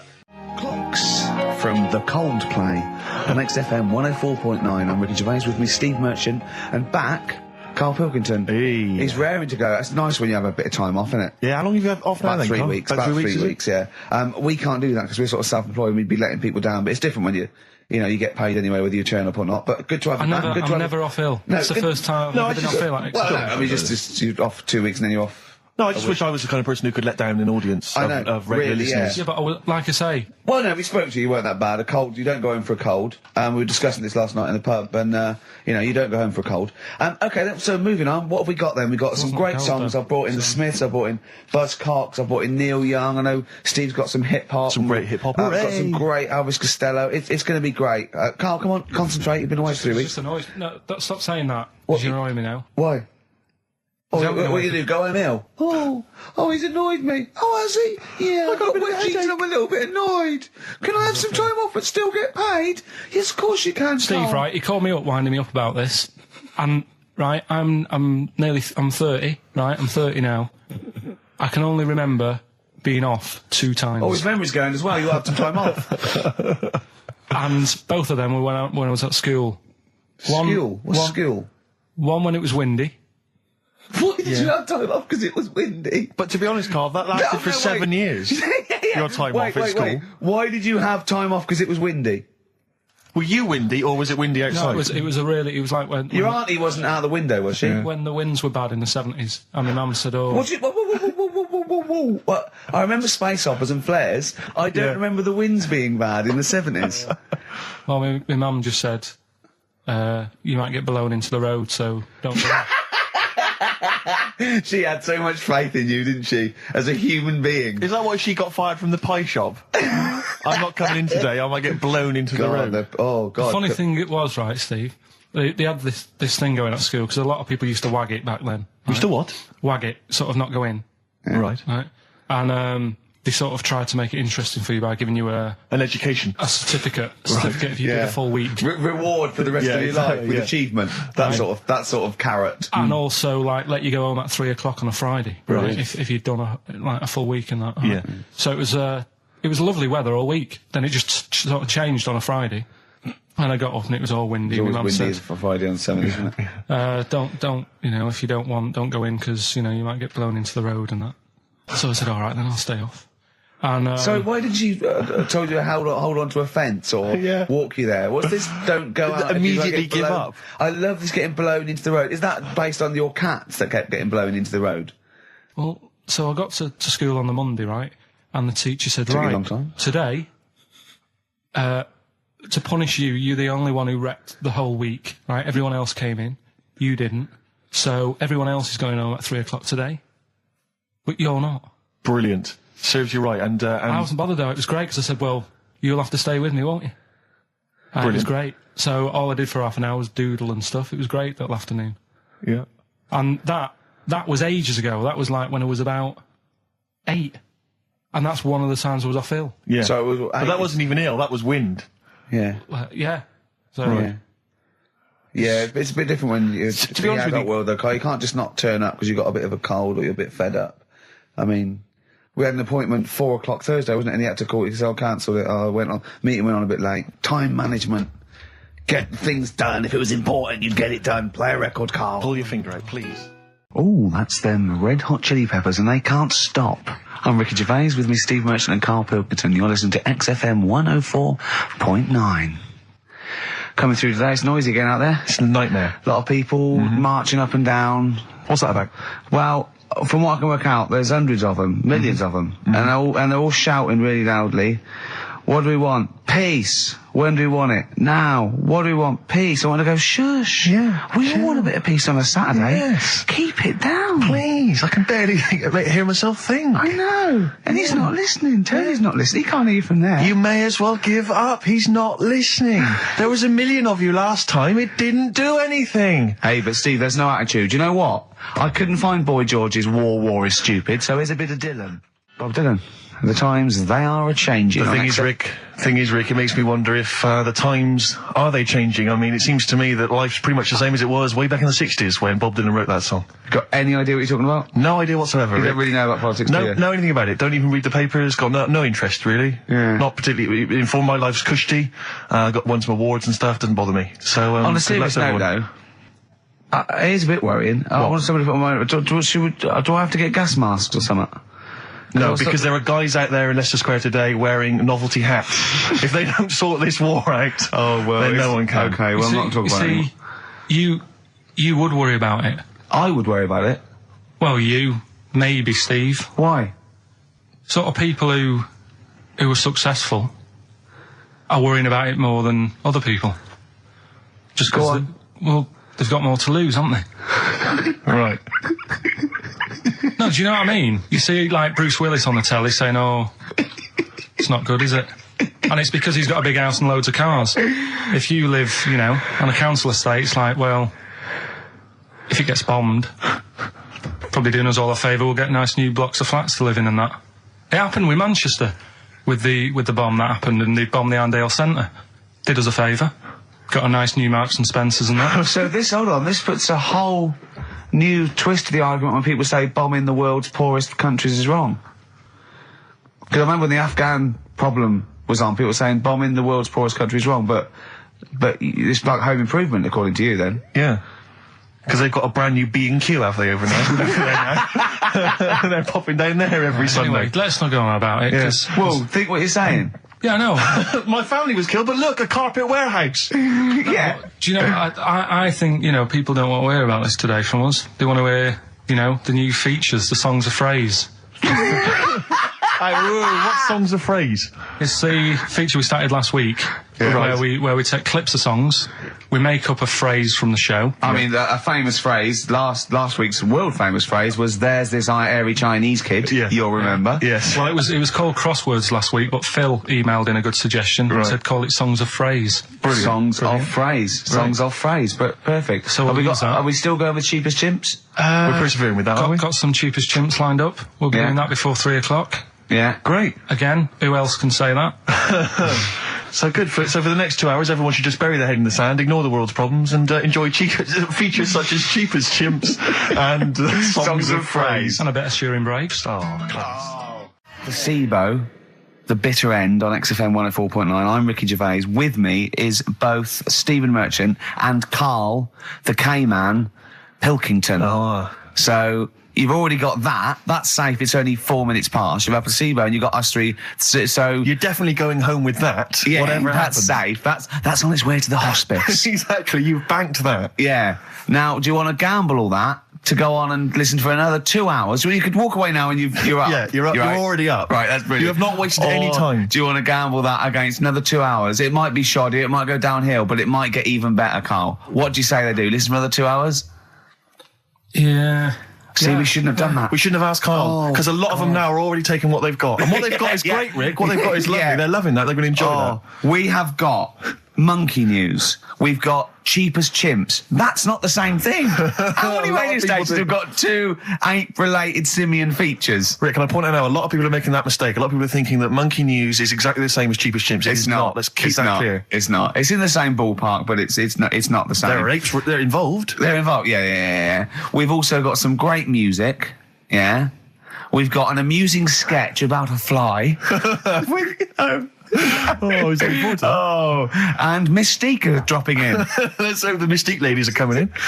Singing I want to kick off with a song that is, you know, you've got like half a dozen posing songs that when you're sort of like between 40 and 18, they were the ones you'd put on to get ready to go out, or just pose around, or be that pop star, or think you're on stage, or whatever, or in the video. Yeah. And embarrassingly, I dug this out, and I remembered I used to post this like a mother when I was about 14, right? This is Street Life by Roxy Music. You used to do... Mine was Oops Upside Your Head. Yeah. It was just me on the floor in my bedroom. One day there'll be other people in this imaginary pose. yeah. Elbows going everywhere, knocking over vases. Yeah. But then I remember later, it was Black Lace's Superman, which is something similar. Do you remember that? That was brilliant. Wow. Spray, ski, da-ding, da-ding. If you've out there in Radioland got any funny jokes, then call in. Email them in, because we need some. Hickory dickory dock, some lads there just wrote a song called Clocks. The lads are Coldplay.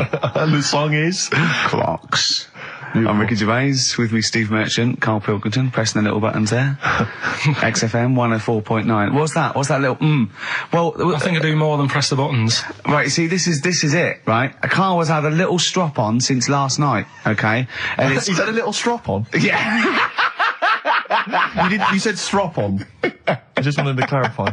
And I don't know why. He says that I'm an annoying person. He says that I wound him up, right? Which I don't know. He says that you're winding up because you're sort of like negative about I'm everything. negative? Yeah. And, but what I think it is because we pointed out that his lateness is unacceptable. Yeah. He said, meet you at 6. He turned up at 20 past. He said, well, someone stopped me in the corridor. I don't care. I've got stuff to do. We had stuff to do. I think we're a bit busier than you, Carl. You've got one job. We've got loads of jobs. I keep telling you that. You've got one job in a little room, a 9 to 5 there, that you don't even get done in 9 to 5. That's why you're late and mucking around all the time. There's loads of work to do. Yeah, one job. No, it's not. It's one job with a lot of other jobs in it. It's like those little Russian dolls you get. Right? Well, it's not, is have it? a go. Yeah, it is. Yeah. Everyone thinks, oh, he only sits in his studio messing about, making songs a phrase. That's what I do in my free time. Which we've got coming up later. Super slick. I still think 20 minutes late is an outrage, though. Yeah, Carl. 20 minutes late is... Yeah, but I didn't say bang on 6. I You said said around 6. 6. No, you didn't. You said 6, which means 6. Well, it doesn't. Wait, sorry, it doesn't? If it was a newsreader, I'd say, yeah, you've got to be on time. Do you know what I mean? If it was a 6 o'clock news, I wouldn't want to be late. But it's the fact that I said to you, I'm busy, I've got stuff to do. No, you didn't say that. You said 6 o'clock to sort out tomorrow's show. I didn't. I know what I said. So Yeah, You don't, because I remember you sent me a text. You didn't even, it wasn't even a phone call. You didn't even have the politeness to call. Stephen has stitched him up by being a little bit more precise than him. It was a text and it said, see you around 6 tomorrow, question mark? Around. You just said it. Well, Around yeah, but 6. that doesn't count. That doesn't mean anything. Well, yeah, no, he does. What? So, all right, You told me he said 6. Well, he did. I'm paraphrasing. 6 o'clock, Rick. To me, even if it was around 6 o'clock, that would be 5 to 6 or 5 past 6. It would not be 20 minutes after the event, because that is late. Well. Well, you've got nothing. You see, you haven't even got an excuse. Yeah, but then I turned up, right, and I said, right, well, let's not argue about this. Let's come up with some good new features, because we've been in Cheap as Chimps. That's gone today. Good news. He never liked Cheap as Chimps, Carl, did he? Right, he never liked it. Do you know what? Do you know who's took it further? Donald McIntyre. What? He's doing a programme, Cheap as Chimps. No, he's not. doing The channel. Well, we'll see. Again, I'll prove you right. Again, He's Prove you wrong. not. He's not doing a programme Cheap as Chimps, is Yes. he? He's not. What do you mean? He's doing. I saw a trail on Channel 5, and it was saying, you know, Is he's it done 5 this. or is it about 20 past 5? He's doing this, he's done that, you know, now see him on Channel 5 because he's moved to Channel 5. Right. He's saying first big problem, chimps, you know, they deer and that. And, No, they're not dear. He's getting confused. no, 50 odd grand for a chimp, and it's saying, you know, he'll look into how much you can get gorilla for. What are in the name of God are you talking about? We'll talk about that later. But I don't know what.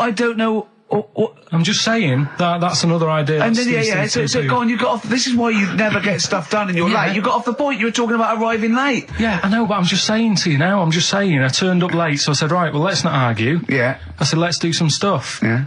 You weren't having any of it. I think at one point you were trying to be sick on my leg. I do remember that. Yeah? Why? Just for fun? Yeah. Alright. So that's when I started getting annoyed. He was very annoyed last night. No, yeah, okay. Yeah, I can see where that could be annoying, but you just gotta think, hey look, so what? It's, you know. Well, I think you rub each other up the wrong way. Yeah. That's the problem. no more Cheap as Chimps today. Right. Nothing to replace it because we didn't have a chat. Songs of phrase, we're doing that. You can win some stuff. Yeah, we've got the film that we haven't done for the last 2 weeks. The final film, we won't be doing that. Let him down. There's 2 weeks. So you're 2 weeks late on that. Can I just ask, guys, is there going to be some great music? Yeah, well, What I've got about something from the only ones? Yeah, The classic, Another Day, Another Planet. Brilliant.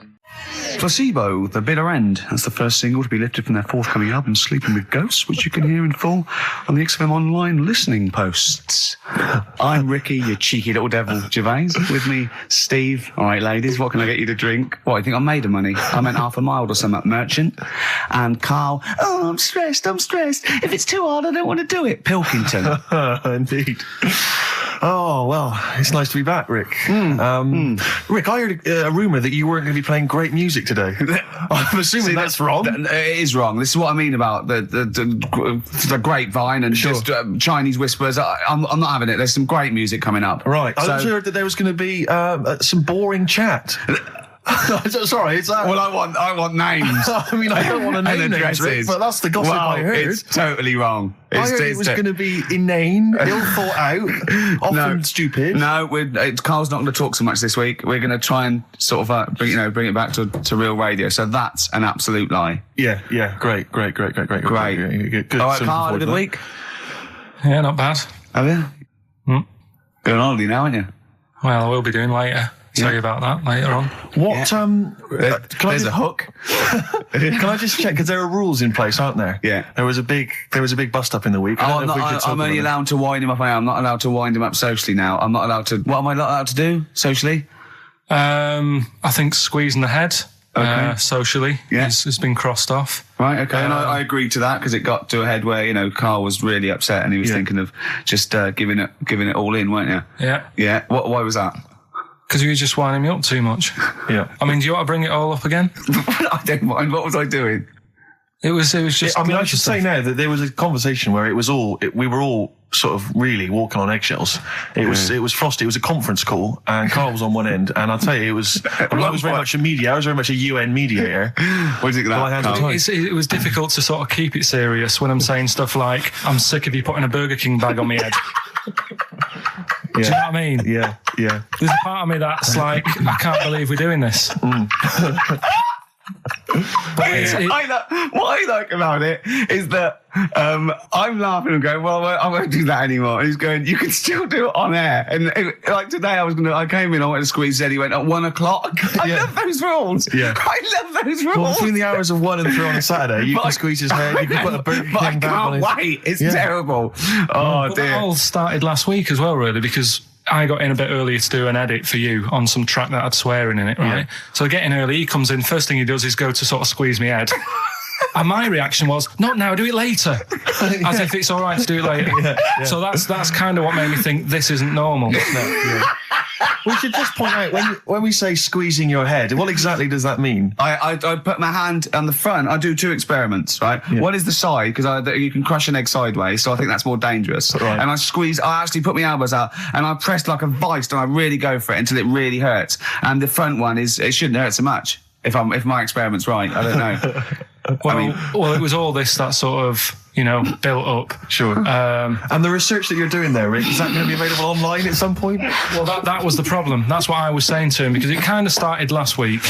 Well, it's been going on since we've known you. Yeah, really? Yeah, but I just upped it last week. It got out of hand a bit. I upped it to when I think it got to ahead on Thursday when I filmed it. That was it, yeah. That's right, I brought in the cameraman to film me torturing him. And there was some people from the 6th floor being shown round. Yeah, some management and that, showing probably clients round.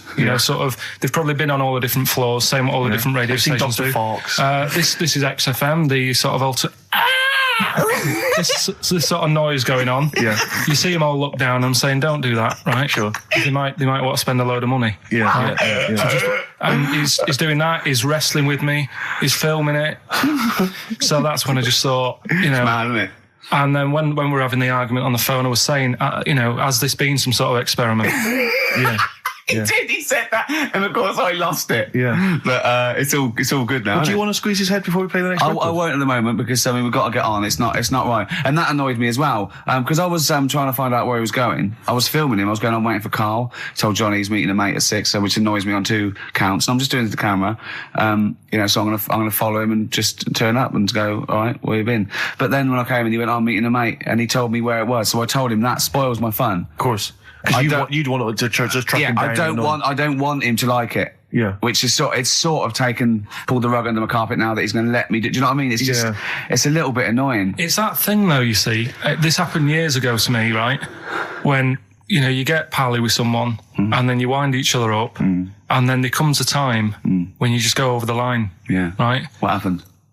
Well, it was this lad called Anthony, right? He was my mate. Yeah. And we used to sort of always have a little fight in the toilet and that. Sure. Right? Punch each other. No, I want to wipe it. And the punches, used to get harder and stuff. And then, so he hit me harder. Turned out into a proper fight. Yeah. I chipped his tooth on the sink. Right? Right. This happened at school, and it was time for assembly, and I thought, and he's in the toilet crying. I thought, go to assembly. There's police in there. in the assembly that day telling people about unnecessary violence. And you thought they were there for you? So I'm like, oh no, Anthony's going to come in a minute, like crying with all blood coming from his mouth. So I'm going to get arrested. Yeah. Did you go running and sleep? That was an example of... Yeah. I mean, it kind of happened because I went out with a girl who he fancied. How old are we now? About 8 or 9. I think that's out of order, going out with a mate's girl. Yeah, but she didn't like him. He had like big ears and that. He had no chance. You're so why such a should I? dish. No, but do you know what I mean? All right, I haven't got the looks like I used to. Sure, when you were 8. But that's before the stress of, having head squoze and that sort of thing. I have aged a lot. Having your head squoze. I love your own grammar. I know, That's the past tense, is it? Squeeze or to have squozed. Oh, he did squoze his head. Yeah. Oh, brilliant. So, what about a bit of Bowie? Let's, be my wife. Carl, I'm asking you. I think we can squoze that in. Be my wife, Carl, come on. 104.9 XFM. You all right? This is Carl, producer of Ricky Gervais and Steve Merchant. They're not about today. Ricky's on holiday. Steve couldn't be bothered. So I'm left here with all the DATs. That's a digital audio tape of all the shows they've done since they've been here over the last, year and a half or something. So we'll play you some of the best bits. All right, so here's the first bit. Here's a problem that someone's emailed in. We're taking emails today. If you've got a problem, a concern, or, just a general query that you think Carl could answer for you. It could be about anything. It could be about some of the big kind of philosophical questions. Yeah. It could be something to do with war or famine, anything like that. Or it could just be a personal dilemma, something that's happening locally. Anyway, this seems one that I think you and your father have probably come across this sort of dilemma in the past. Yeah. And I'd be interested to know what your take is on it. Let me see. This is from Lee Matthews by the look of it. He says, he lives in a suburban area where the local teenagers also live on the same road, and they're running riot. They're smashing wing mirrors off the cars. They're crashing into parked cars on their skateboards. And they're just generally making mayhem, night and day. What can he do to stop this going on? The parents of the kids don't seem to give a damn. Anyone who complains to them, they just say, oh, piss off. The police are useless because they never catch them in the actual act of violence, which is what they got to do to apparently convict them. So they don't know who to turn to, really. It's rather like when a little old lady went and got the A-team, and he was dressed as an elderly Chinaman. Exactly.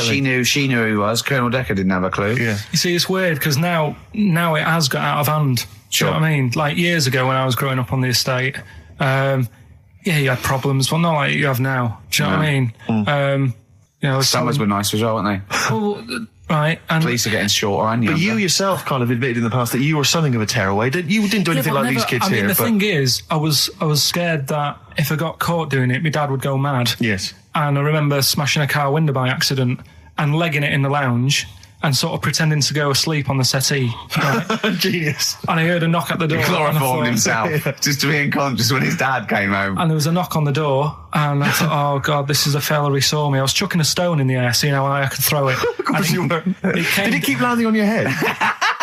That would explain a lot.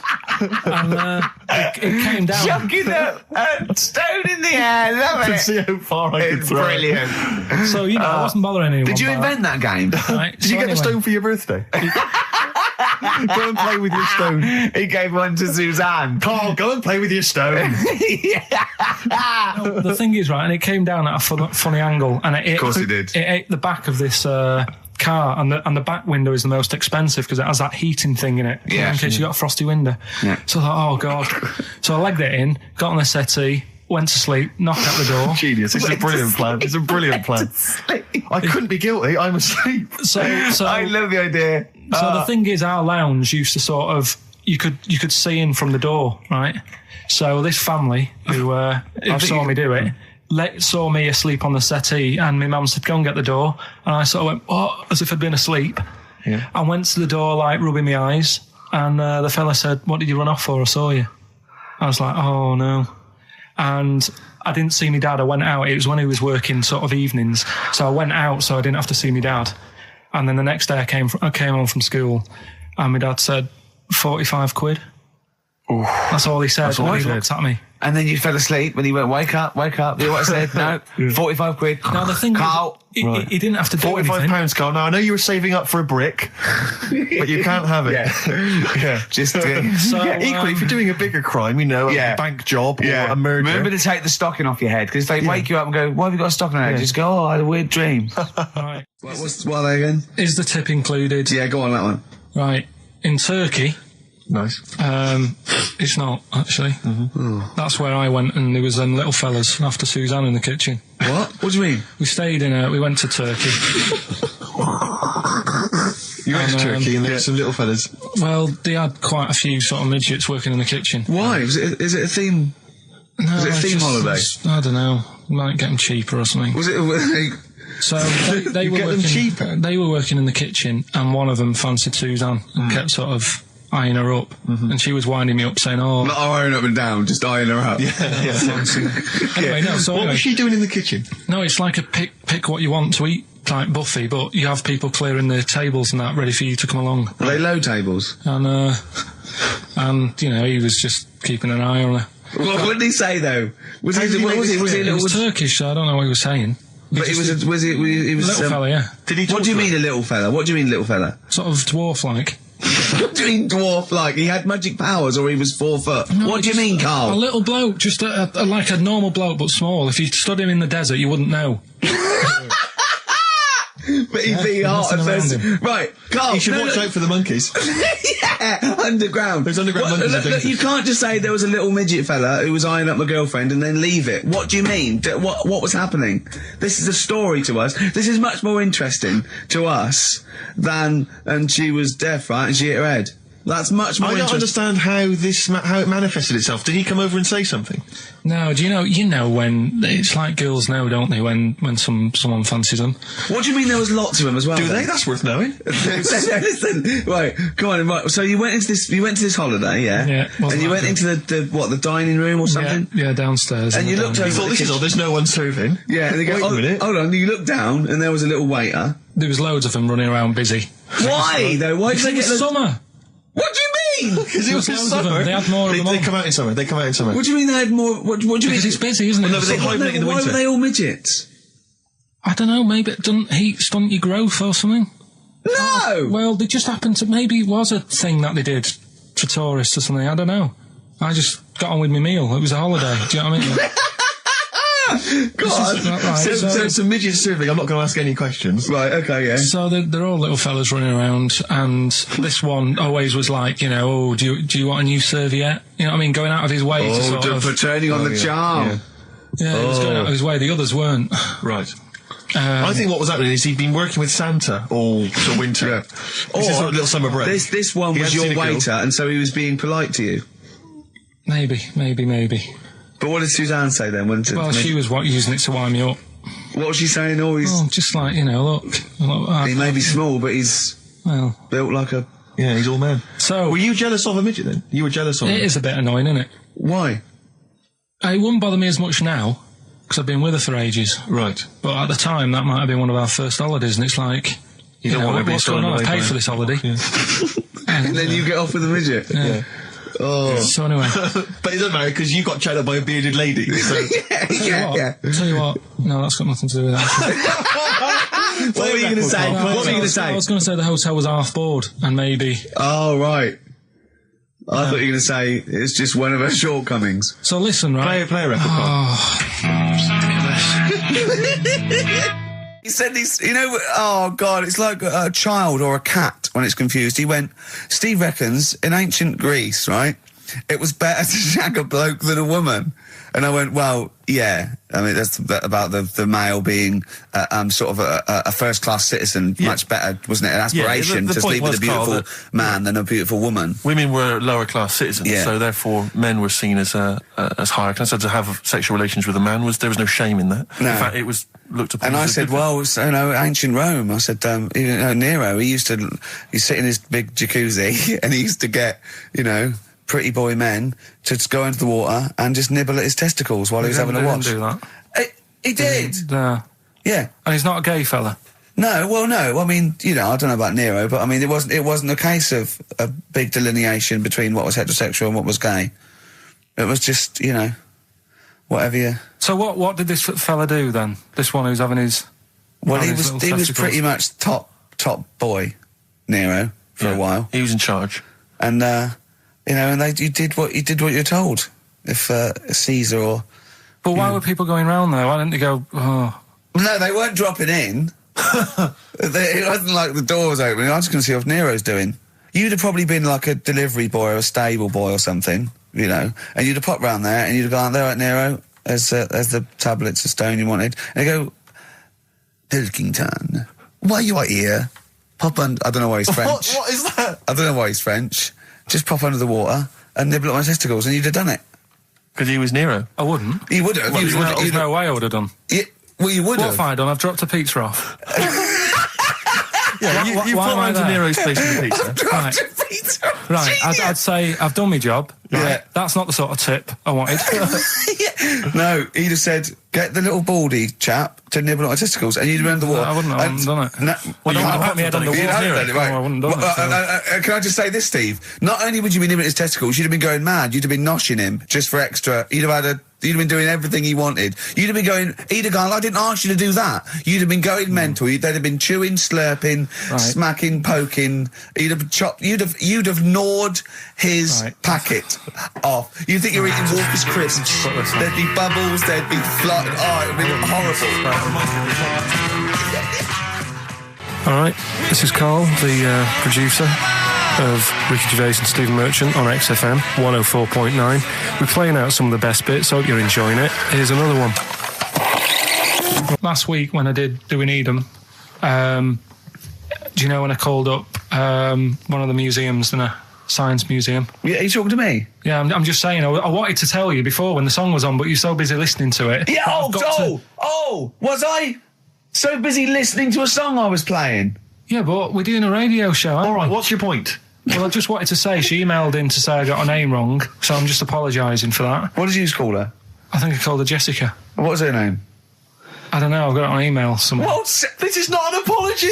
No, I'm You just got saying... it wrong again! You've not even said her real name. How is that an apology? Well, I remember, I read the email, so, yeah, I Who are you apologising to? think her name's Jackie, I think. Oh, you've got it wrong again, haven't you? Well, anyway, and she just said if you want to see dinosaurs and that, go to the museum. You were complaining about that as well, weren't you? You went to a museum and there was too many dinosaurs. He said you just need 4. No, well, Steve, have you been to the one in Knightsbridge? I think this so. one that I called up, right? It's nice. You go in, you get a good collection of stuff. You walk in, there's 3 or 4 dinosaurs. You've had enough, right? I went into New York, right? I went to the museum there, hundreds of them. You can't move for dinosaurs. Yeah. It's almost like they're responsible for them being extinct. There's loads of them. So all I'm saying is, if you want to see a dinosaur, go to the one near Knightsbridge. They've got a nice selection, some old vases and stuff. It's worth going. So... Some people emailed in the songs with stories in it. One of them was Babushka, and he went, what's that? And I went, no, it's Katie Bush. I went, what is it? I said, oh, it's about a woman who dresses up as another woman and seduces her husband. He went, they wouldn't work. Just dismissed it like that. Why do you think it would work? Because you'd know. I mean, say like, right, Suzanne, right, who I go out with, right? She can see me from, say, if I'm coming down the high street. Yeah. She knows it's me by the way I walk. Right. So just the fact that this woman went and put a wig on, there is no... You haven't even heard the song! I know, but you're saying that she put a disguise on and he's like, oh, I fancy her, and he takes her out and he doesn't know it's his missus. It's just... You're not buying it. I mean, I'm controlling this. Whereas the flea with your brain going to Glasgow, perfect sense. Yeah, Babushka, rubbish. Carl, can we have the tomato story after the next tune? Yeah. Bit of Coldplay. Yeah, love it. Yeah. I was watching. Did you watch The Mammals in the week? No, David Attenborough. No. I was thinking actually, right, all this MTV stuff. If there's one reason why I'd like to do it, is I was watching Attenborough, the Mammals programme. I reckon I could do something like that. Right. And just have like me instead of Attenborough, like a young sort of fresh person, watching like certain animals and saying, "Do we need these?" Do you know what I mean? Yeah. Oh God! God! What do you call it? Death on Earth. Well, That's amazing! Do we need these? And, No, 'cause there's loads of and the stuff. audience at home would vote. Would there be some kind of Yeah, telephone like a vote? vote out system. Oh, the that- thing is like, it's something interesting that Edinburgh was saying the other night on Do we need these? on Jonathan Ross's show, on his telly show, right? He was saying, he said you could take all the humans off the earth and it would carry on, but take like some animals off it, mammals and that, you got problems on your hands. I thought that was quite interesting. Yeah. So it's like the question is, do we need these? Is that part of the big thing? Right. Like jellyfish. Yeah. We've talked about jellyfish. Yeah. Yeah. So which mammals in particular were You you talked about watching that that Zoe you Ball thought? show, haven't you? Hey? Which mammals were you thinking we don't need when you watched the show the other night? Any in particular that you thought they don't need them? They're not of interest. Well, I like whales, but I don't know what they do. And they're taking up quite a lot of room. Sure. But stuff like, Yeah. but like jellyfish, I looked into because Yeah, you know, well, I was I know you talking don't about know, them, and they were saying they've got no eyes, no heart. There's something like 97% water. Yeah. They're blind, and they do about 33 miles a day. Right. So it's like, do we need them? Could we clear them out? Yeah. Well, the big net. That would be the programme. What? Right, we'll get rid of them. Next week we'll be looking at Rhinos. I think it's genius. Honestly, I think it's genius. And like going along sort of like picking up sea anemones and going and just lobbing them into the sea. Well, what do you think about MTV doing that? And then I just, in between the bits, Play music videos? I play music That related relates to to it. fish, so I could play like Fish, Yeah. like Rock Guy, or the Animals, Rock lobster. yeah, or what else could This I get could in run and there? run. What other songs have got animals in them? The Well, Monkeys, could play the Monkeys. Yeah, there's about 1 million, so let's not start this. No, but do you know what I mean? So do we need this? So MTV flies you around the world And to the you- most incredible exotic locations. You sort of climb up a tree or whatever, and next to, I don't know what lives up a tree, some kind of rare parrot. You say, look at Sloth. that, it's colourful, Sloth. it's Oh, interesting. you like sloths, don't you? No, they just live up trees, but I'd say, do we need them? Why? Well, what do they do? What do you mean? What do they do? What do you want from an animal? Carpentry. What Well, do you like, want? I don't like scorpions, right? Right. But then I found out they look after those monkey things. They're not monkeys, they're Whatever. lizards. Well, all right, yeah, then lizards. They look after the lizards. So there's a reason. But do you need the lizard? Could be your Well, next yeah, question. because the local people made shoes out of them. But not when the scorpion protected them, they didn't. All right, we don't need them then.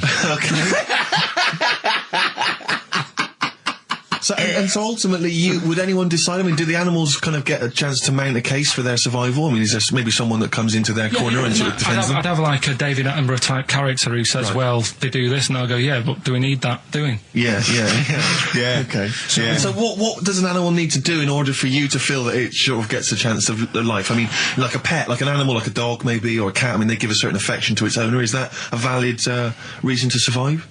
Not particularly for you. Not really. No, okay. I've been saying that though. Blind people use dogs, so they are useful. So dogs are useful. Saint Farmers burners, use they often dogs. save people, don't they, in snowy weather? Cats. I'd have to think about it. Okay. Keep the mice down. Yeah, but you got rent a kill. So Okay. what I'm saying is something that will affect the world. Right. I think you'll find everything does. Except Carl. I'm not sure what effect he's having on the world. I'll tell you what though, Steve, right? Did you watch the mammals? I didn't see the mammals. They had bison on it. Right. The weirdest looking things you've ever seen. Yeah. They've really Again, got, you're on dangerous ground here, Carl. but they've really got it's like, decide what you want to look like. It's just a mismatch of stuff. It's got a really big hairy head. Yeah. Unlike you. Sort of bald at the back. Right. Sort of It sounds like thinner. someone you went to school with. Was there two of them? Oh, brilliant. That's nearly it, Carl. Right, what's your last room 101? Oh God, it was holidays. Holidays. You want to put holidays in room 101? People who are sort of annoying on holiday. Oh, yeah. Do you know when you go away? Oh, yeah. It's sort of touched on this before. Is this going to be the Scouse guy? Yeah. Go on. Oh, it's so long now. I mean, it was a holiday when we went to Tunisia. And the scouts have pissed you off. Surprise, surprise. Yeah. Yeah. But the annoying thing was, you know, when you go on it was a cheap holiday, and like the lesson here is, you know, if you want a good holiday, you gotta like spend some money. Yeah. And we didn't on this one. We spent about I don't know, 400 quid for 2 of us for like a month or something ridiculous. And we got there, and you know, you get to the hotel and you go, we have made a mistake. You know, it's a ropey hotel. You know, you can tell like the blinds and stuff as you walk in, they're all dirty and stuff. And you think, well, let's make the most of it. You know, let's not get down about it. It's a holiday. It's for a rest.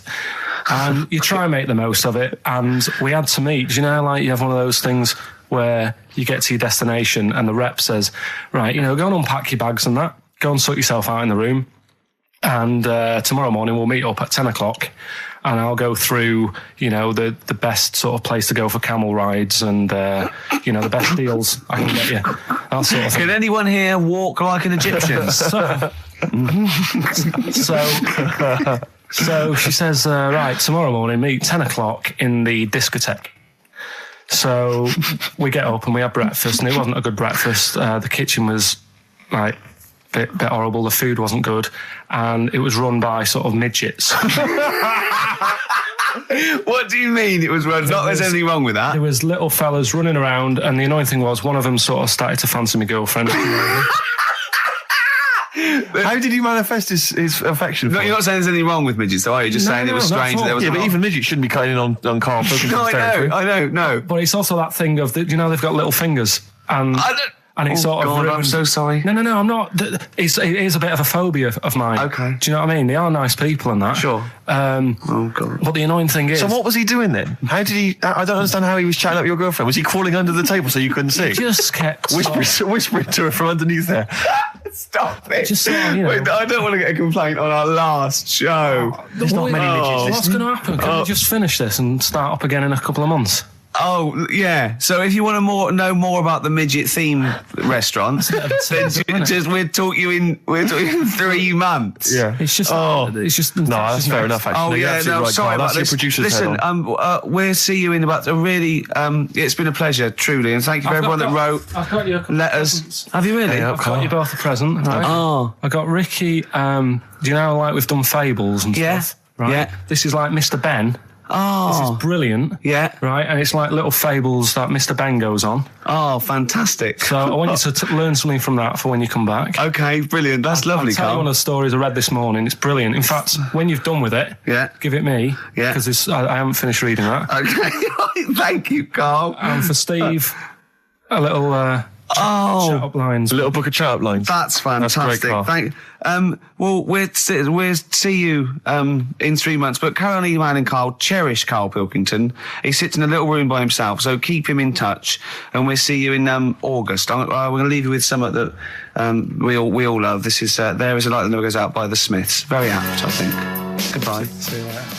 You've been voting in all week, sending your emails. So here's the clips that you wanted.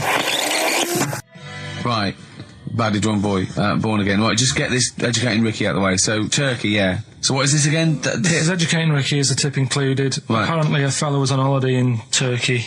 Just having a normal holiday, weather's good, you know, he's having a good time. Weight is all normal height. Yeah. He's having his meal. He hears a load of screaming going on in the kitchen. No. Has his girlfriend wandered in there? And they do, With a stepladder. the circumcised people in the kitchen, and apparently... What are you talking about? Whoa, slow down. We were sidetracked there for a minute. What are you talking about? Well, I'm excited about 2 things at once here. One, they circumcised people in the kitchen. 2, I guessed it was someone losing the end of their knob. He did, yeah. I started thinking like Karl Pilkington. Extraordinary. That is amazing. Apparently it was going on. It wasn't just a one-off either. Well, when I say a one-off, I mean they did it more than once. Yeah. Right.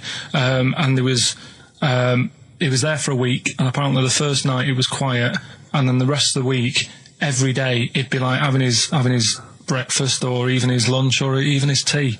Yeah. He'd be doing it all day. Oh. You'd be hearing Lunch and screams. breakfast, fair enough, really. Yeah, but Circumcision at tea time. Don't do that. And apparently it's a tradition over there. You can't even make a complaint about it. It's like, well, you should have found out before you come over See, it. I can't believe this is true. Sorry, I'm a little I bit can't lost. believe this is He was true. in a restaurant, in a hotel, and there were people having circumcisions in the kitchen. Yeah. Is that right? I'm even worried that we're bordering on the racist here, suggesting that is tradition, that Turkish people cut the end of their cocks off in the kitchen Yeah. at meal times. I think you're wrong, Karl. This just sounds ludicrous, Carl. No, I don't think it happens everywhere. Right. I think this Just in Oh, this at this hotel. certain places, Certain hotels. certain hotels. What, is it like 2-star? Yeah. Why did he go to the Foreskin Inn? It was his own fault, wasn't it? So that Sorry, that's it, is it? Have they closed? Sorry, no, wait. That's the story. You educated me, right? Once a fella saw some Turkish people cutting the tip of their... No, I'm off in the kitchen. Thanks very much. Thanks very much, Carl. Got any more? Well, there's things you can learn from it. Either don't go to Turkey. No! Don't have calamari when you're over there.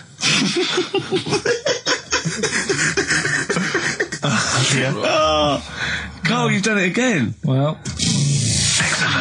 So we get onto conversations. Talking about, he's asking me stuff about evolution. Tell me that. Why did the giraffe? What's that rubbish about the giraffe getting a long neck? I said, well, it didn't try and get a long neck. It was selected because, Anyway, I went into evolution for him, and he said, but why would evolution do that? I went, well, you think that evolution didn't do anything? There's not this consciousness. There's not this will that a giraffe has to stretch its neck to reach the leaves. One had a long enough neck to survive and pass it. He was going, yeah, but why did evolution? This isn't. But by the way, this isn't the most stupid thing. This is warming up. This is about 8:45, right? He said, why didn't evolution make a giraffe good at carpentry so it could build a ladder? Right. Yeah. Okay. No. All right. Okay. So he's thinking around it. He's trying to pick holes in evolution. Yeah. We get on to, I said, well, things are, I said, we can see the speed of evolution in lower life forms like bacteria, viruses, they evolved. That's why, soon we won't have an antibiotic that can kill some certain bacterial strains. And he said, and this is about, 11:30, then I said, I'm going to bed, right? He said, in the future, they reckon that you'll be able to wake up and eat a yogurt you can have a chat with. I don't know what that means. Let's put a song on, right? And we'll come back to it. So you're going to explain that? Yeah. You've got an explanation? The Verve and Sonic on XFM 104.9. I'm Ricky Gervais, with me Steve Merchant and Karl Pilkington. So let's just get this right. What did Karl say? He's just specifically giving those words again. He said, they reckon, and I said, I'm going to bed. He went, no, really? I said, no, I'm going to bed, Karl. There's no point now, because, it's just like you're talking gobbledygook. You know what I mean? I might as well talk to a pot plant. Yeah. He said, in the future, they reckon, I don't know who they are. Sure. I don't know, people who post things on the internet that he reads, I think. The Telegraph. Anyway, complete the sentence. They reckon that in the future you'll be able to wake up. I love it. There's a little scenario, an embellishment, like this little. Oh, hello, darling. It's your yogurt. Hello. You'll be able to wake up and eat a yogurt you can have a chat with. All right. Well, thanks for that, Rick. I'm looking at you. I'm going to throw that over to Karl now. Right. It's when I was away on holiday, right? I don't normally buy the Telegraph because it's too big and that, innit? So, but they were giving it away for free on the plane, so I thought, ding dong, might as well have it. Mm-hmm. And I saw a couple of things in it. I thought that would be interesting. I saw this thing about the future, and it was talking about evolution and what have you, right, which I always find weird, because I always think that maybe we've sort of done it wrong anyway. Do you know what I mean? I sometimes think you can't evolve. By definition, evolution can't get things wrong. Things change, that it's not successful, it can't pass on its genetic material, but if you're around, it's working. If you're around, it's working. Slugs are as evolved as they need to be. Slugs are as evolved as you and me. That's true enough. Yeah, no disrespect, but it works. It works. Sorry, they're around. Anyway, what's your point, Karl? No, I mean, I think we probably would have been better off staying as a fish. Just because there's more water than land, isn't there? Right. And you wouldn't drown. This is why I went to bed. No, I can imagine. I'm thinking of dozing off now. No, but do you know what I mean? From, what was it? It was bacteria, it was fish, mermaid, man, onwards and what have you. So anyway. Oh God! No, there are a few knowledge gaps in your theory of evolution. All right, you generally got it right though. So I mean, basically, yeah, it went bacteria, fish, mermaid, man. What's next is the big question. So it was telling you all about this and what have you, and saying how we shouldn't have interfered, because maybe if we wouldn't have invented planes and what have you, maybe we'd be able to fly and what have you if we really needed to and stuff like that. Okay. So we've interfered with evolution, you see. Right. But then it was saying, well, what's the future got? Well, yes, in one way we have interfered with evolution. Yeah, the evolution of the human being in society is changing. It's no longer based on the strongest or the fittest, because medical science can keep us alive long enough. People can pass on their genetic material where without this civilization they wouldn't have been able to. So yeah, there are different parameters, there are different pressures, there are different things that say whether we're going to pass on our genetic material or not. Okay, so in that sense you're right. And that, Rick, as far as I'm aware, has led to a yoghurt that you can eat and have a conversation with. So this is what it was saying. It was just saying, you know, we're living in mad times and that. You know, there's a lot of weird stuff going on. One of which is... And the fellow was just saying, you know, with computers and stuff like that, the way it is, we'll be able to wake up... Go on. Have a chat with your yoghurt and have something to eat. What do you mean, have a chat with your yoghurt? Because of the amount of... I mean, you have them yoghurts already, those friendly yoghurts. Those bacteria-friendly ones, so this is just a really friendly one. Yeah, they don't... Oh, God! I might burst! Do you know what, sometimes, Carl, I think that we're having a chat with a yoghurt. Do you know what I mean? There can't be any difference. Yeah, but then I'm always reminded that would be more entertaining. That would be more informative. Is this something that happened to a friend of yours, or is this... No, I read about it. You read about it? Okay. There's this little lad, right? Okay. First of all, it's years ago, right? When they didn't have decent doctors in like every town and that. Yeah. And this little kid is dead ill, right? Yeah. And the local doctor. Well, there's a phone call involved, so I don't really get the impression that it's like medieval times. Yeah. Yeah. But I didn't say that. I just said it's years ago. So this kid's ill, right? Yeah. And he's lying in the bed and. He's all going funny colour and that. Yeah. And his mum says, I'm going to get the local doctor round. The local doctor comes round and he says, I don't know what's up with him. He said, leave it with me. Leave it with me? He said, the doctor said that? I'll have he said, I'll phone up a top doctor. Okay. Who was in America or something like that. And so he goes to the phone in his office and he calls America, and because it's years ago the phone line isn't that good, it's all crackly and that, right? Yeah. So he's talking to the doctor and he's saying, I've got this kid, he's a funny colour and you know, he's really weak and that. I don't know what's he's up not with him. giving him much to go on. Right? Sure. So the American doctor, right? Yeah. He goes, yeah, what you want to do? And it's all breaking up, right? Yeah. He goes, what you got to do? You got to it's all breaking up. You've got to give him some parrot's blood, right? Some parrot's blood? Well, that's what he thought he said, but the line was really bad. Yeah. He meant parent's blood, but he heard that he said parrot's blood. He said, right, I'll do that. Leave it with me. I can see where this is going. He goes to a pet shop. Yeah. He says, give us like half a dozen parrots. Sure. Takes them round to the kid's house. Takes the blood from the parrots, puts it into the kid. Kid's fine. The kid's fine. I've never it worked. Such a load of shite in my life. I've never heard such twaddle, such just made up, enhanced, exaggerated bollocks in my a life. load of old rubbish, Carl. I mean, when he told me this, he said, the doctor said, what do I do? And the doctor on the other end said, give him some blood. And the doctor went, where do I get blood from? So hang on, wait, I just need to where do I get clarify. blood from?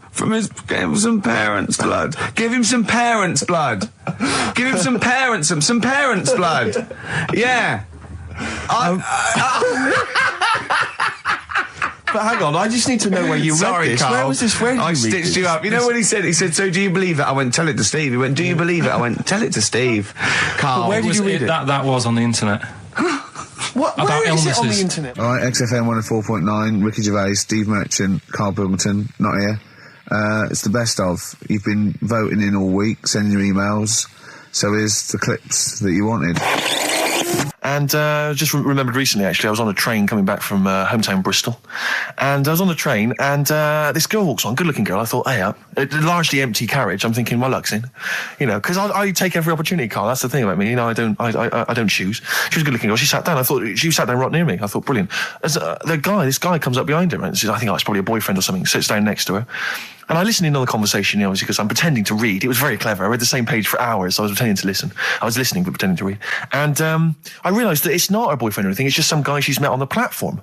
And I'm thinking, brilliant. If she's the kind of girl who's just going to start talking to someone, you know, on a platform, on a train, brilliant. I'm going to be in here. Because he was only going one stop. So I'm thinking, what's the worst that can happen? He'll nick off. You know, I'll get chatting to her. You know, and who knows? I could join the... is there a train equivalent? Foot High Club. The Foot High Club, brilliant. And so I'm excited, you know, I'm listening in. And it turns out that they're both kind of graduates who've just finished university, or they're coming to their finals or something. And they're chatting away, you know, and he's making a couple of witticisms, you know, and she's kind of tittering at his jokes. I'm thinking, well, I'll tell you this, if she's laughing at this kind of material, I am going to blow her away, you know, with my kind of anecdotes and wry observations, you know. It was weak stuff, I got to be honest. Really? He was coming out with nothing. He was running on empty, as far as I'm concerned. Yeah. And she was loving it. So I'm thinking, brilliant, I'm going to be right in here. And then they get moving on to higher brow things, you know, and I think she was going to study kind of Marxism or something like that, or communism, something. And she was asking him, you know, by way of conversation, she was asking him what he knew about Marxism, you know. And he was fumbling for his vague knowledge of it that he had in his life. And I'm just sat there thinking, yeah, come on, love, in any given capitalist environment, the proletariat will revolt against their oppression by the bourgeoisie, and after a brief period of socialist rule, emerges as a classist society governed by community cooperation. Well, if that sort of talk wouldn't get a woman hot, I don't know what you'd use then. If Marx and Engels is not going to get a woman sweaty down below, then nothing is. Then my name is You're not just Steve biding Hopkins. your time. Exactly. I'm just going to go in for the kill any minute. Yeah. So anyway, it comes to his stop, right? He gets up. I'm thinking, this is a piece of cake. And he gets off, and off he goes. He walks off. And I'm thinking, brilliant. And I thought, I'll wait till the train's pulled away. I'm not going to leap in straight away. No. And he comes back along the carriage. And I'm thinking, hang on a minute. He goes, listen, do you mind if I give you my email address? Oh. Right? And if you want to get in touch, email me. I'm thinking, come on, you loser. Get off now. Save your face, please, before it's too much. And she accepts the email address because she obviously doesn't want to hurt his feelings, whatever. I'm thinking, fair enough. She's a good woman. I'm liking her. I'm loving her. I'm thinking, that's my kind of girl. So anyway, he gets off. I'm sat there, the train pulls away. I'm thinking, yeah, I'll wait a few minutes, you know, I'll just, give it some time. Her phone rings. It's her friend on the phone. And she starts saying, and I was listening in, and she was going, just met a guy on the train. I'm thinking, yeah, that's true enough. She goes, yeah, he was a good-looking guy. I thought, you're having a laugh, love. To be honest. Because I was looking at him, and she said to her friend, he looks a bit like tennis player Boris Becker. I thought, you should be so lucky, frankly, because I saw him. He had awful facial hair, if that's what makes him look like Boris Becker. A terrible little goatee beard. It was laughable. I thought, I don't know. And then she goes to thing, and she's like, yeah, I met him, we got chatting and stuff, you know. And she was going, it's not often that you meet someone, you know, generally in life, who's, you know, kind of thoughtful and intelligent and funny. I thought to myself, I'm not even going to waste my time with you, love. Frankly, if that's what you thought of him. You just walked away. And I'll be honest with you, I didn't even bother talking to her. No, you were just didn't even waste my time with her. If she thinks that bloke is not only great looking, but funny and intelligent, and she got on well, and he was polite, and it was a chance meeting, and he thought, and she thought that you were like a freaky looking dog who didn't even have the nerve to speak. If that's what she thinks, then I don't want to know her. I couldn't. You walked away, and good luck to you. And I have my dignity intact. Yes, and she's nothing. And Karl Pilkington with his brand new show, What's the Song? What song am I thinking? No, I mean... You're nervous about this, aren't you, Rick? I am. You're worried. Well, because I've heard some of these clues before. And they're ramblings... Sometimes they're close to ramblings of a fool. Right? And it really is like those, what am I thinking? Yeah. I don't know, though. I actually was genuinely impressed by Born Sleepy. I have to give him the benefit of the doubt. That's one of the better ones. Because that was short, sweet, and it worked. Some of these, you say, they're not going to be quite as pissy. Some of them are like Emily Bronte novels. Now, listen... We're just going to go for it then. You do it, and we'll just get people to call up because I want to see the general public's confusion of trying to work out. Why don't you give us your next clue, and then we'll play a track, and then we'll hopefully have people on the line after the track to try and answer it, and you can recap briefly. So give us your clue now for what song am I thinking of? Right, this one. It's about a woman. And she's just normal, nothing wrong with her, or so she thinks, right? But there's the twist. Is this like the Tales of the Unexpected? And she's got she's got her mates and she's having a normal life, having a good time and that. And then this thing happens, right? And she starts to stink. And she can't have a bath, right? And she really wants to have a bath. She's dead sweaty and stuff. She's going about her daily stuff. She can do everything else normal. She can eat, she can talk, everything. But for some reason... she can't have a bath. Is there a coal mining husband in the bath? Yeah. Is this Born Stinky? She can't have a bath. So a woman can't have a bath. Yeah. Is that the rest of her Or a life? shower. She can't. Okay, leave it there, Rick. Don't try and guess. It's not for us to guess. The general public can phone up and ask questions, so I just I'm go not sure for they it. can they? I think so. Otherwise, we don't want just people just phoning Well, up let's. and I'll tell getting you it. what. What about this? Why don't they can ask one question? Yeah. They can ask one question of Carl, then they have to make a guess. Okay. 08700 800 1234. Have we got someone on the line now? We'll just No, go let's do it. for Let's it. go for one. Let's go for one. This I'm is excited. edgy radio. This is Letting Carl dynamite stuff. Right, live. Go on. Hello, XFM. Hello, I'm ringing about what's the song? Absolutely. What do you think? Well, I'm going for Dirty Diana. Dirty Diana. See, that works. That's a great guess. It does. Yeah, but it doesn't work because why can't she have a bath? Okay, so the answer is in I was going there. to ask you. Well, that's your one question. That'd be the answer. That would be the answer, I'm afraid. What was your name? Shelley. Shelley, thanks very much. Shelley, I'm I afraid the I answer- should tell you that, that you should never take this personally because no one can really get into the mind of Carl. So don't, beat yourself up about this. I don't expect anyone to get these clues. No. So well done. That good is a guess. fine guess. A strong Thank you. guess. Thank you. Okay. Anyone else there? Let's hello, XFM. Who's that on the line? It's Chris. Hello, Chris. A question for Carl? Before you give us your guess? I haven't thought of a really good question or anything yet. You just want to go for the guess? No, what I thought was, I'm sure Simon Mayo used to do this when he did the breakfast show on Radio 1 years ago. No, he didn't. So you've just pinched this idea, Carl? If you're going to rip someone off, Carl, do not rip off Simon Mayo. I haven't ripped this off. I thought this was a new idea. I was going to do it with sound effects instead, but that's Yeah, he used to do that, and he used to get his team to play other characters. In the You story. idiot. Well, no, hang on. Not you, Chris. I'm saying you idiot to Carl. Yeah, but nothing's new anyway, is it? So I'm not getting annoyed about it. Very true. What do you think the answer is? Is it Cornflake Girl by Tori Amos? Good answer. She couldn't have a bath because she'd go all She goes floppy sloppy and and that. then go down the plug hole. Good answer. She's all soggy. Yeah. So It's not- you- is it Cornflake Girl? No, it's not, but That's a great answer. It could have been. All right. Okay. You're already seeing the error of this, aren't you? I think this is great radio. I'm know. really hooked on this. I'm But genuinely excited This now. is really like that. Those so-called lateral thinkers. A man got into a field and dies. Why? Yeah. He ran out of air. No, Yeah. not the one I'm He thinking was of. shot. No. Yeah, That was a good Well, answer, but couldn't Simon Mayo sue you or something for doing it? Will you stop? Don't mention that. yeah. Listen, I think if you're going to steal ideas from someone, it should be a brain box like Mayo. I mean, he's the man who's... The only example of one I can ever remember hearing in his show, because I was quite young then, was some people were pretending to tap someone's phone or something, and then they got caught, and the answer was just bugging by whistle because they were Genius. That was absolute genius. That's absolute genius. See, Chris, we're Carl, I don't know if that's the sort of Carl's ever standard done you've got to that. come up against. Yeah. Thanks very much, Chris. the phone lines are hot. hello, XFM. Hi, is it Candy Perfume Girl? Is it what? Candy Perfume Girl. Candy Perfume Girl? Yeah, Candy Perfume Girl. Is it? Well, who's that by? Madonna. No, it's That sounds like an obscure album track. No, it's Wow. just one of her songs. just But think is it- about it. She stinks and everything. She's a normal life. I didn't say she was a sweet or anything. But for some reason she can't have a bath or Is a this shower. a big song? Just to give him a clue. Is It's a bigger song than Candy Sweet Girl. Thank you was very a much single. indeed for your guess. It clearly is Thank right. you. Cheers. Sorry. Okay, one more, then we go to a record. Come on. Okay. Go on. Hello, XFM. Carl, Yeah. is it High and Dry by Radiohead? High and dry. High and dry. Now that's great. She smells, which is another word for high. She's dry because she doesn't have a shower. Carl, if it isn't that, yours will never be as good as that. He's the winner. Whatever you're thinking of, that clue is brilliant. What's your name, mate? It's Richie. Richard. I mean, you can't beat that. That's a bit too lateral. Don't be stupid. It's perfect. He's made yours into a clever clue. He's made high, she smells, dry, she never gets in the bath or shower. It's not that, is it, Carl? No, it's You not. don't even get that, do you? Not Have really. you ever heard of the word high being used to mean sort of smelly? No. No. Oh, what? That was where you went wrong there, mate.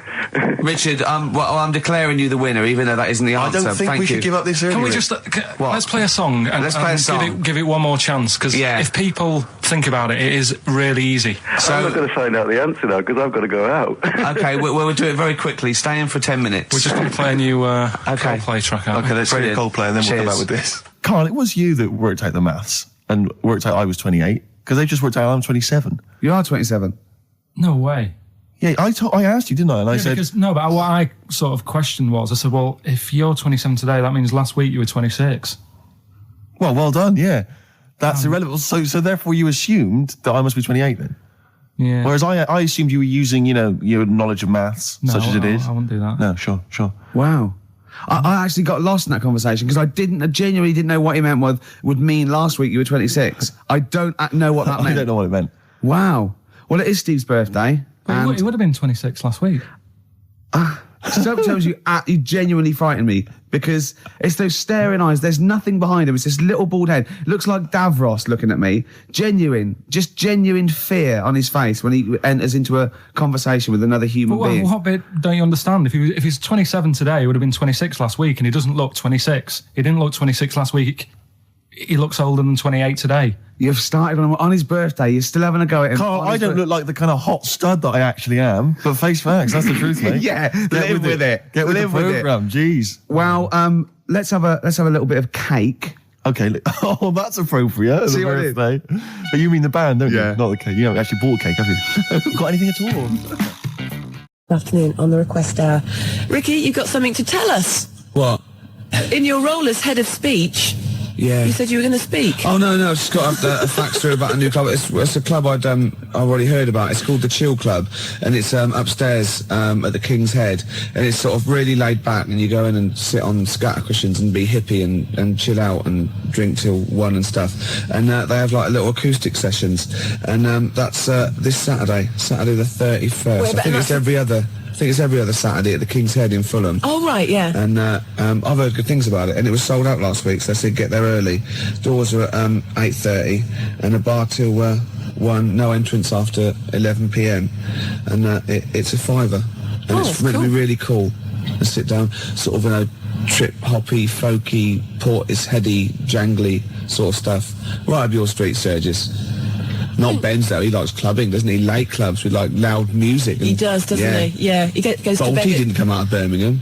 Yeah, and talking about that, I mean, no one has phoned to confirm or deny. I heard the Birmingham dish, thing, so. not the actual dish, not the pot, not the lump of clay, but the stuff in it, the particular blend of herbs and spices that we now know as Bolty. Originated in Birmingham.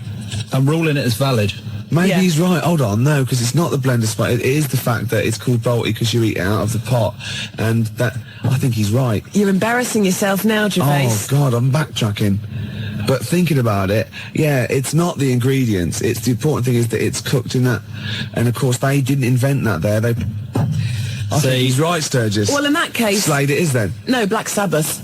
Slade, I'll get lost. Slade. And if we're counting Led Zeppelin, if we're counting Led Zeppelin, obviously Led Zeppelin. No. Black Sabbath. Sabbath are better than Zeppelin. Oh, come on. No, you're wrong. You're having a mental aberration if you think... Go on, give me an example. Well, there's a fantastic story. Just the ludicrousness, is that right? Where's that word? That's a word now. Ludicrosity. That'll do, yeah. Tony Iommi was asked when they hit big in America what it was like for Black Sabbath, and he said, it was mad. We went back to the hotel, and there was like 10 Satanists sitting outside the hotel room, all dressed in black, with black candles. So he blew the candles out and sung Happy Birthday to them. Yeah. So but Led Zeppelin said, and I think that sums it up. Are you squeezing your lemon? Yeah, I'm squeezing my little lemon. I'm putting my little cocktail chipolata on the table between 2 pickled onions and seeing if that and the juice is running down your leg. Yeah, and the juice is running down my leg, indeed. Well, we've embarrassed ourselves. Yes. I think in a way we might have embarrassed XFM, and I know... Certainly, we've embarrassed London. Yeah. XFM 104.9. It's just gone 3:15 on a Wednesday afternoon. It's the request hour. It's your choice of music. I think we'll have some more music now. This is for Gary O'Donnell, who says chocolate is the best thing to come out of Birmingham. I can't say the brand name because then apparently I'm advertising.